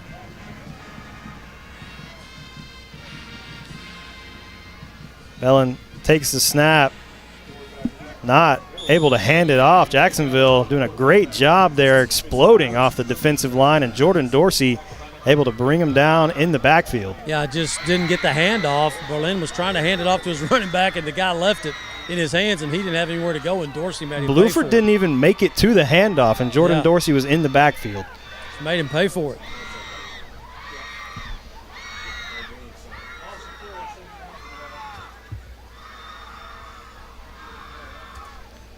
One receiver out wide for the Roughriders. Bellin takes the snap, trying to toss that one over a couple Indian defenders and connect with Kevin Robinson. Yeah, it's kind of a weird play. Just kind of flipped it over the top, and Robinson really hadn't got out in a route. He was at tight end, and he just kind of started running laterally toward the sideline, and the ball just went over his head. Yeah, Jacksonville doing some good pressure here on Bellin. That'll bring up 3rd down. They only scored the second one. They only scored in the second quarter. Federal scored in the first. Two receivers right, one left for center. Bellin takes the snap, looking to his right. That one over the head of Timothy Johnson, so incomplete. And that'll bring up 4th down. So they'll bring out their kicker right here to Ushapa. Let's spot this here. Ball's going to be spotted about the 20, about the 25, be a 35-yarder right in the middle of the field. Definitely within his range. He already has one field goal. I believe that one was for 27, I think. Yeah. Field goals brought to you by our friends at Neighbors Coffee.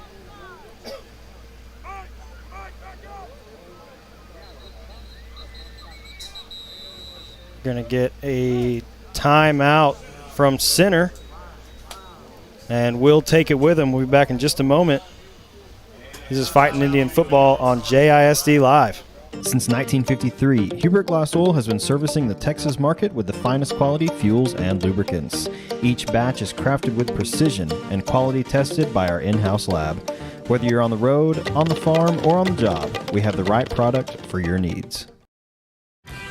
The honey barbecue chicken strip sandwich is delicious. It's got that barbecue flavor, the cheese melts on top with that Texas toast. You look at it, your mouth starts watering. It's my go-to sandwich.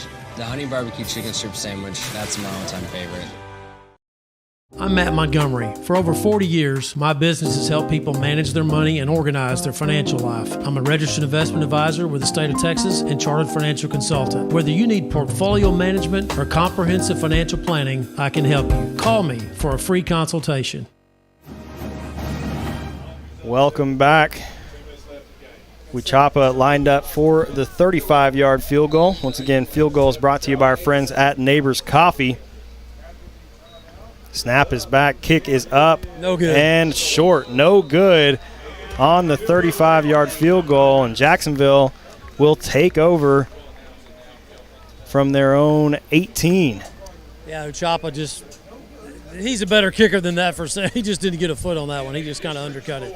So Jacksonville gets the ball back at their own 20. Touchback. So 9:04 remaining. Next week, we're on the road again. We're headed out to Brownsboro to play the Brownsboro Bears. Team Jacksonville.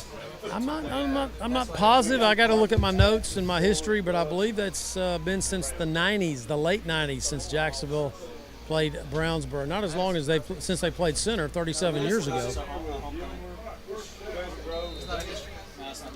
Clater back in at quarterback for Jacksonville. Clater takes the snap, hands it off to Searles around the right side, trying to find some room. Searles able to get through, still running. Center finally able to bring him down. I'm not sure if Searles was able to hold on to it. Oh, fumble. It's center ball. Trying to get that extra effort right there, and Searles lost it. So another turnover. Is that number 5 on the game? That's number 5. And turnovers have really killed the Jacksonville offense tonight. Every time they seem to get something going, there's a turnover. So you think about, when you think about turnovers, think about this. 3 turnovers by Jacksonville. I mean, they've had 5 tonight. 1 was a pick 6. There's a score. The first 2 turned into 10 points. So 17 points were from 3 of the 5 turnovers directly. That's how painful turnovers can be. And one of them was at the 5-yard line down here, too, where we were in scoring position. Yeah. And that's kind of almost a point turnaround because you had a chance to score. Definitely a lot of things Jacksonville needs to clean up before they head over to Brownsboro Bears Stadium next week. 8:52 remaining here in the ball game. 1st and 10 for center from their own 49.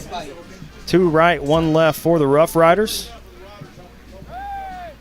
Bellin takes the snap, going to hand this one off to Bluford. Runs up the middle. Tell you what, Mike Miles is still playing. He is. He is still playing hard. Not sure who was in on the tackle. I saw Michael make the first contact. He didn't quite. He slowed him down. Yeah, he definitely slowed him down. And then there were 2 or 3 guys that looked like that were in there. Yeah, Trachelby and Curl came in and helped clean it up. Yeah, he's playing safety. Curl is the senior. Hand off to Bluford, met in the backfield. Oh, Dorsey. Jordan Dorsey once again. He's just ridiculous tonight. I mean, you look at the score and you say, okay, what can we take away from this game? Well, I tell you, we take away one thing. Jordan Dorsey's a football player. He is. He's had a great night.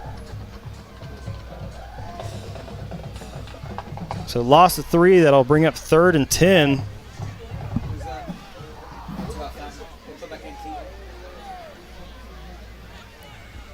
Yeah, it's hard to, I mean, just looking at the scoreboard, you wouldn't immediately think this, but the defensive line across the board has been really, really good tonight. It really has. Bellin back to pass, looking to his right, over the middle, and touchdown, Timothy Johnson. It's going to be his 3rd of the night.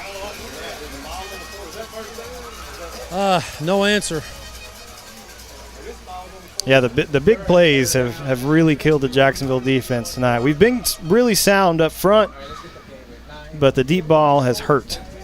And it isn't like center's hiding anything. I mean, the guy just takes the snap, takes 2 steps, and just heaves it down, straight down the field. It's just a dead sprint, go route. And Jacksonville is they're just not covering it. They're not running with the receivers. I don't know if they're getting trapped watching the quarterback. Yeah, and give Bellin credit on that. I mean, that ball could not have been placed better. It was deep to the outside. So even if Jacksonville, was in better position, that was still had a really good chance of being complete. Really great throw. Yeah, I mean, he's definitely can throw the football. I don't see how that guy was playing receiver last year with that kind of an arm. He's amazing. So delay a game against center here. Yep, so that'll back him up 5 for the extra point. I mean, if the takeaway on this game for me is, okay, now we've identified the things that are really what we got to work on. All right, we got plenty of time to get ready for district when Nacogdoches comes to Tomato Bowl. That's what these games are for. We chop on the extra point. This one up, no good, wide left. Bad snap, wide left. He didn't get the chance to get his foot on it good. So after the score, 38-0 now is the score. Center leading Jacksonville. Take a quick break and be right back. This is Fighting Indian Football on JISD Live.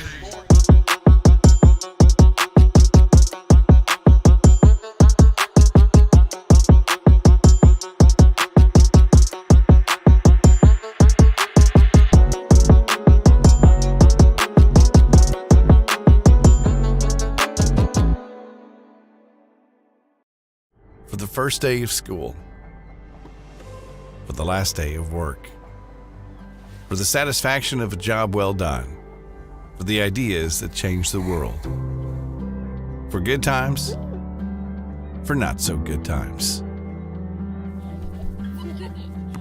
for her future and hers and his, for serving our customers and connecting communities. We're here with you for good. Austin Bank, with you for good. Welcome back to Roughrider Stadium.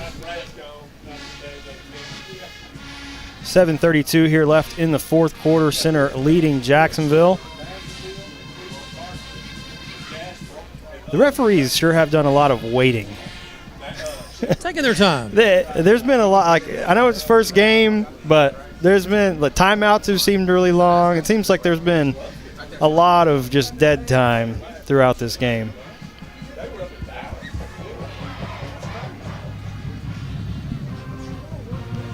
Looks like we're going to have Omar Barcenas in the game once again for the kickoff. Going to tee it up on the left hash.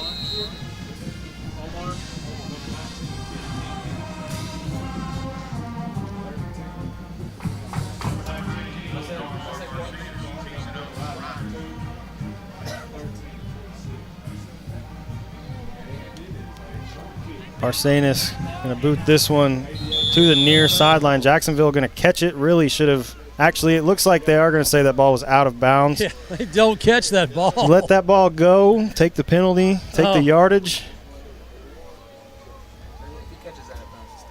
It's still a penalty, but I mean. Yeah, it looked close from up here, though. I couldn't tell if he was actually out of bounds or not. He was. He was out of bounds when he caught it.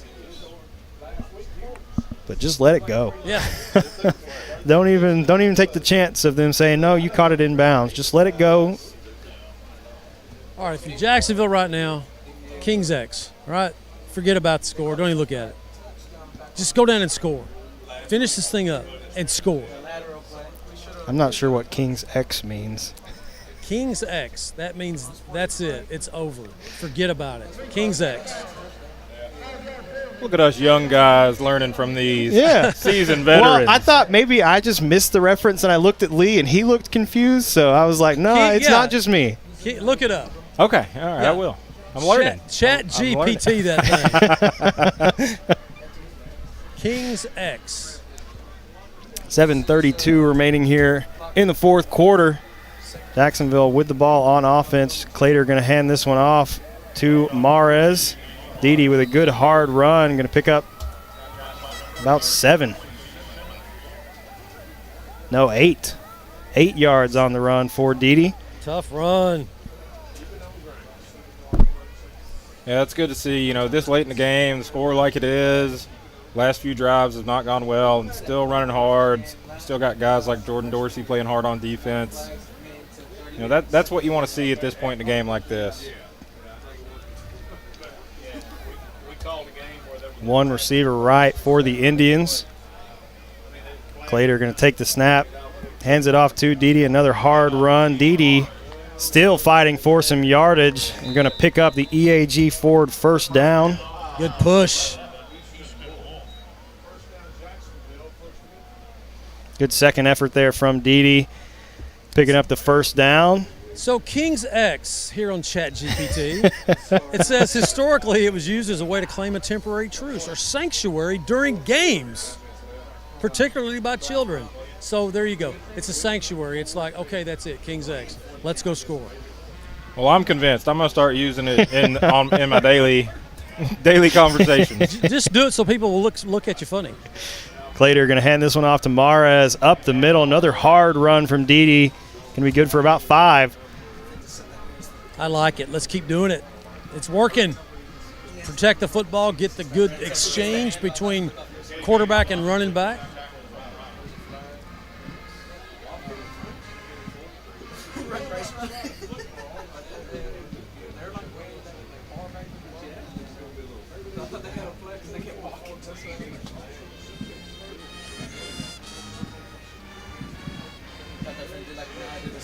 Second and 5.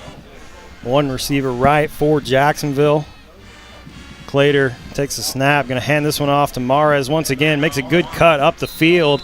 And another EAG Ford first down for Didi Mares. You know, the play's designed stretch, but it's also Didi's responsibility, or the guy carrying the ball on that play, to plant that foot and go vertical. Because when the defense is moving and you find that crease, you plant your foot and get up the field. That's what Didi does such a great job of. Gets the EAG Ford first down. First and 10 for Jacksonville. 2 men in the backfield with Clater. Clater takes the snap, going to hand this one off to Didi again. Met at the line of scrimmage, still on his feet. They blow it dead. Well, that time center just teed off. I mean, they just said, we're going to pin our ears back on number 2 of Jacksonville, and that's what they did. And they nailed him. They did. At the line of scrimmage. They gave him about a loss of about a yard.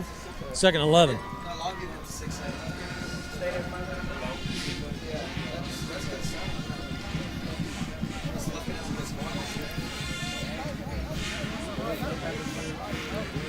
Second and 12 here for Jacksonville. One receiver left.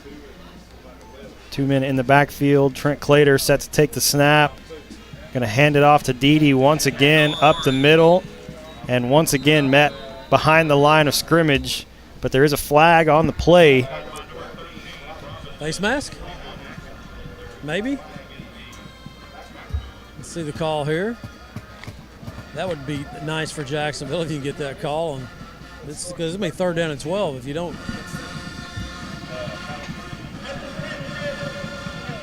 Unsportsmanlike on center. Automatic first down, Jacksonville. How about it? We'll take it. So after the penalty, Jacksonville with the EAG Ford first down. Look at the officials. Look at taking their time. Move the football, sir. What's he doing?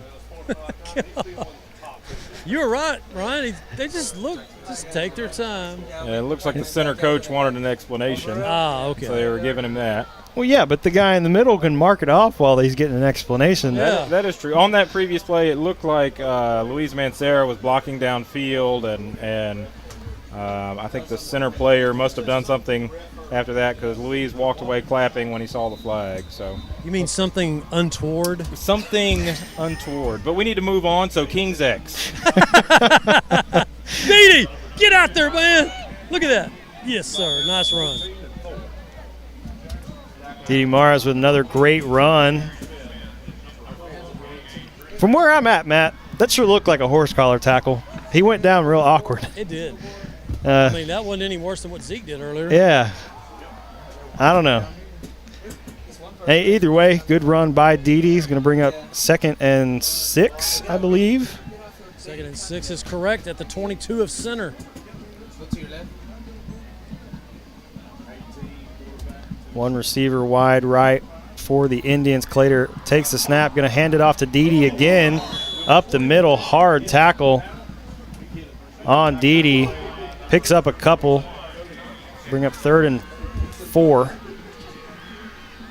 Well, there's right now, if you're Jacksonville, you want to get that goose egg off the scoreboard. You got to press right now. Didi's going to check out. Searles is going to check in. Didi looks A little wobbly there. We've handed it to him like 9 plays in a row. So he has been the workhorse on that drive. Yep. Really good drive there from Dede. So Randy Searles going to check in for the Indians in the backfield with Trent Clater. Clater takes the snap, going to hand it off to Searles. Searles trying to bounce to his left. Going to lose a yard on the play. That'll bring up 4th and 5. Just trying to bounce it outside and make a play. We got a center player. Looks like he's going to be able to come off under his own power. So we won't have to stop play here. Clock has been stopped. Now they're starting it back up with 2:25. 4th down, 5 to go for Jacksonville. And would like to say, once again, Casey's range is anywhere, according to Coach Harmio. So Dante Simmons brings in the play for Jacksonville.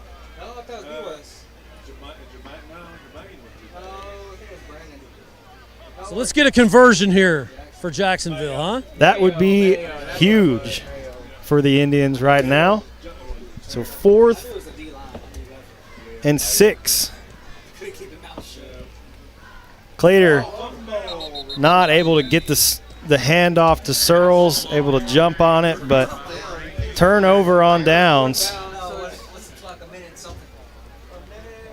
A lot of execution things tonight for Jacksonville, particularly in the backfield. I mean, we've seen probably more missed handoffs tonight than I can remember in a game in a long time. Yeah. Again, I mean, we're going to chalk it up to first varsity game, 15, 16 years old. And Jason Holman mentioned that at the half. He said we get a lot of young men who, this is their first Friday Night Lights game, and it's showing. Yeah. And, you carry 7 sophomores on your varsity. That's a lot of young men that haven't played on Friday night.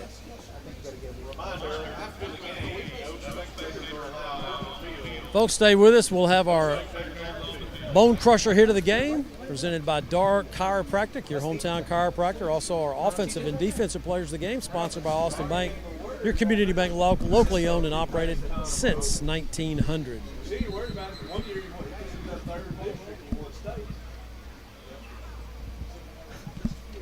Lots of time here between the transition stuff. Goodness gracious. Minute 49 here left in the 4th. 1st and 10 for center from their own 26. Mellon takes the snap, going to hand this one off to number 8, for Caden Robinson. Good run from him, going to pick up about 8.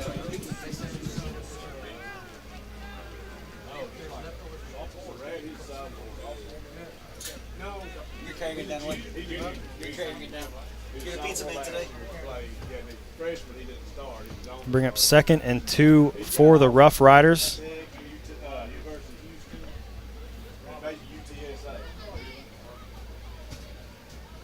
$1:15 and counting here left in the 4th. Center looks like they're content to burn up as much play clock as they can before snapping this ball. Bellin going to take the snap, handoff once again. Michael Miles strips the football. He stripped it. Michael Miles is going to score. How about that? Get that goose egg off that board. Touchdown, Jacksonville. Yeah. I saw Miles going in on the tackle, Ryan, and he reached in, and he really wasn't trying to tackle. I mean, he reached in and just snatched the ball out of his hands. And I'll tell you what he did a great job of. Berlin, the quarterback, very athletic. He was the only guy that had a chance, and he whiffed. And Michael Miles goes in from 34 yards out for the scoop and score, actually a strip and score. Five Indians on the board. Huge play from Michael Miles. Man, I just love getting that 0 off the board, huh? I know it's not a win. Absolutely. 51 seconds remaining here in the 4th. KC in for the extra point. Extra points brought to you by our friends at Neighbors Coffee. And this one from KC is up and good. So 38-7 now the score with under a minute remaining here in the 4th. We'll take a short break and be right back. This is Fighting Indian Football on JISD Live. Gene Bromlow, class of 66, and his daughter Ann Farmer proudly support Jacksonville athletics. Come on over to the South Jackson Dairy Queen and get one of their world-famous blizzards. Dairy Queen, where happy tastes good. Tonight's game statistics are sponsored by Randy Gorham, CPA. Randy Gorham, CPA, the source for your accounting and income tax needs since 1984. Since 2004, Legends Old Time Burger Cafe has been the home of Jacksonville's best old-fashioned hamburgers. Hand-battered chicken strips, chicken fried steak, fries, and onion rings are the best around. Legends, home of Jacksonville's best old-fashioned hamburger. Welcome back to Roughrider Stadium. 51 seconds remaining after the big strip and score from Michael Miles gets Jacksonville on the board. 38-7 now the score, and we'll see another kickoff here from KC. But a big play there from Jacksonville defensively. The defense has been the shining light, I would say, so far here in the second half. And well, I got to tell you, I think that just caps off a really good second half for the defense. Yeah, excuse me, Ryan. I was going to say, I mean, I think you're right. I mean, the second half, yes, definitely. First half, too. I think the first half, except for the long passes, the defensive front played really well. And you say, what are you talking about? It's 32-0 at the half. Yes, but your offense has 5 turnovers, and they scored on 3 of those turnovers. So, you know, that's not the defense right there. That's your offense. And those are just things you're going to have to clean up. But it is impressive the way Jacksonville's defense KC needing to played. go here. 1 second left. Oh, wow. That's close. Kick out of bounds from Cardenas. Flag comes in for that. I'm not sure that they threw one for delay of game. It was real close. But, I mean, like I was saying before the kickoff there, the defense has done a lot of good work tonight in certain areas, not all the areas. Yeah, if you're looking for a bright spot in tonight's game, I think you can definitely find one. Your D-line and your linebackers. The D-line's played great. And the your linebackers have played great. They've just got some secondary work they got to do, and the offense has got to take care of the ball. I mean, people just underestimate the impact of a turnover. A turnover is just—it's not just turns that gives the offense another chance. And it's one thing to do it early in the game, deep in their territory, but when you're giving them really good field position on the first 3 drives, that does not help at all. Exactly. So 51 seconds here remaining in the fourth. Bellin going to take a knee on first down. Let the clock run. We'll need one more play from him and then close this one out. Not the night Jacksonville wanted, but a lot of stuff to build on. And overall, an encouraging second half. I mean, Jacksonville won the second half when it comes to points, 7-6. So yeah, and like I said earlier, this is the guy. Look who's still playing quarterback, Belen. Yeah, I mean it's still the ones out there because they're not 2 deep, 3 deep. Now when we get to play teams like White House and Marshall and Texas High, yeah, they're like 2 deep. And that will do it. So your final here tonight from center, 38-7. Jacksonville on the losing end of that, but a lot of things positive out of the second half. And a lot of stuff to work on before Brownsboro next week. Yeah, that's just the way you have to look at it if you're Jacksonville. You just got to have to forget the first half. We talked about it on the way over here. First games, and I believe Jason Holman mentioned that in Inside the Huddle. First games are weird. I've seen some of the weirdest first games ever, and that's just the way they work. And Jacksonville not only had a weird first game, they had an unbelievably weird first half. I mean, if what could ever go wrong went wrong. Came out in the second half, played much better. And I just like the character at the end when a guy like Michael Miles says, you know what, I'm going to make something happen here. We're going to score. And took that goose egg off the board. That's how you can build on stuff like that. It's disappointing, yeah, but you can build on stuff. The guy said, hey, that guy didn't quit. He kept playing.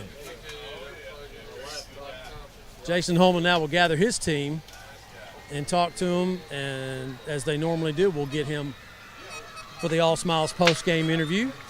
Matt, we didn't do a trivia question. I forgot about it. We'll catch it next week. We can get it next week. Yeah, we'll catch it next week. So the team coming over and saluting the band. That old Southern Cal tradition that guess who started here in Jacksonville when he was here? Danny Long. Southern California boy. Moved from Oklahoma, though. Went to Southern Cal and just always liked that, and Jacksonville adopted that under him, and it's been a tradition ever since. Win, lose, or draw, man.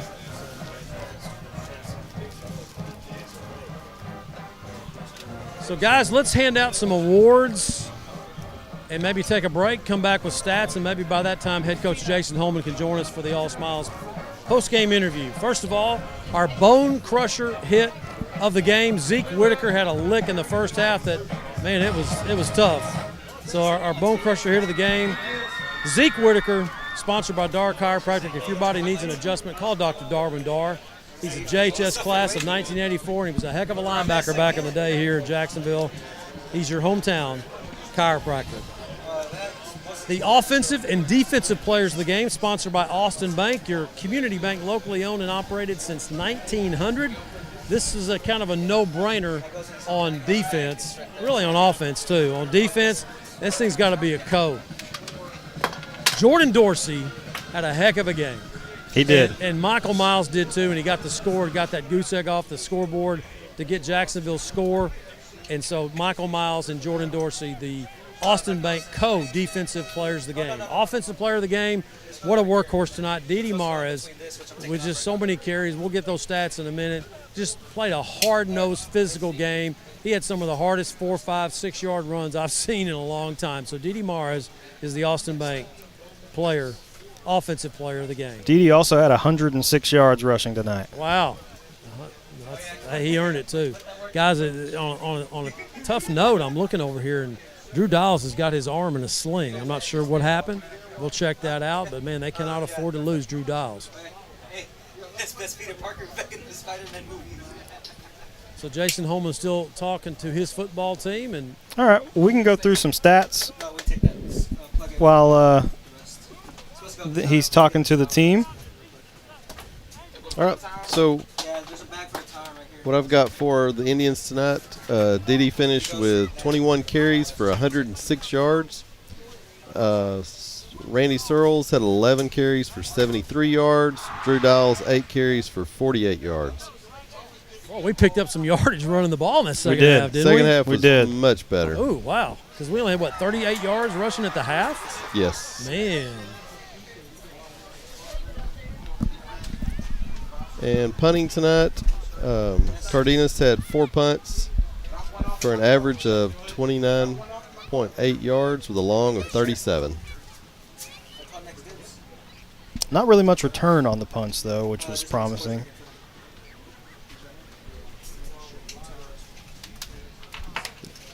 For the Indians, that's pretty much all the stats we've got. Yep, Jason Holman finishing up with his prayer. We'll get him in just a moment. And next week, we'll be on the road. And then, guys, we got 3 in a row at home. We got Henderson, Athens, and that opening district ball game, homecoming, Nacogdoches. So it's 3 in a row after one more road game next week. Fighting Indians now finishing up. We'll get Jason Holman here, come over and say a few words. I know he's not really happy about the outcome tonight, but again, the second half, much more impressive. You're not allowed to leave yet. You're not allowed to leave yet. You have to go to the coach's office, drop it off. Well, talking to family right now. You got your bag and stuff? So let's. What about your phone charger? Yeah, be safe, driving back. All right, we have head coach Jason Holman for our All Smiles post-game interview. Coach, I got to tell you, I mean, we talked about this. The second half is so much better. You had 38 yards of total offense at the half. Didi finishes with 106, Searles finishes with 73, and Drew had 46. I mean, you really played a lot better offensively. The turnovers, you had 5. Yeah. Your overall impressions of the game, I know it's not what you were hoping for, but a lot better second half. No, I mean, certainly disappointing. I mean, there's no denying that. And, you know, you can't – we turned the ball over, I think, 3 times in the first half, maybe 4. We had 1 4 times, and 3 of them led to scores. Yes. Yeah. And, you know, I mean, we all know what kind of formula that is, and it's not a good one. So that's the first thing we got to fix. And, you know, beyond that, it's teaching some young kids how to live up to the expectation of the big game, become varsity players quick. Special teams struggled in spots from that. We struggled offensively in spots from now.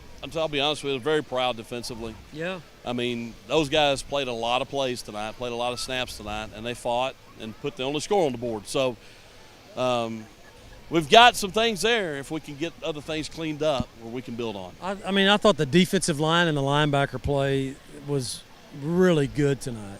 It was the big plays, the downfield, the big passes. That's what it was. But you really did a good job containing Boleyn, the quarterback, very athletic kid.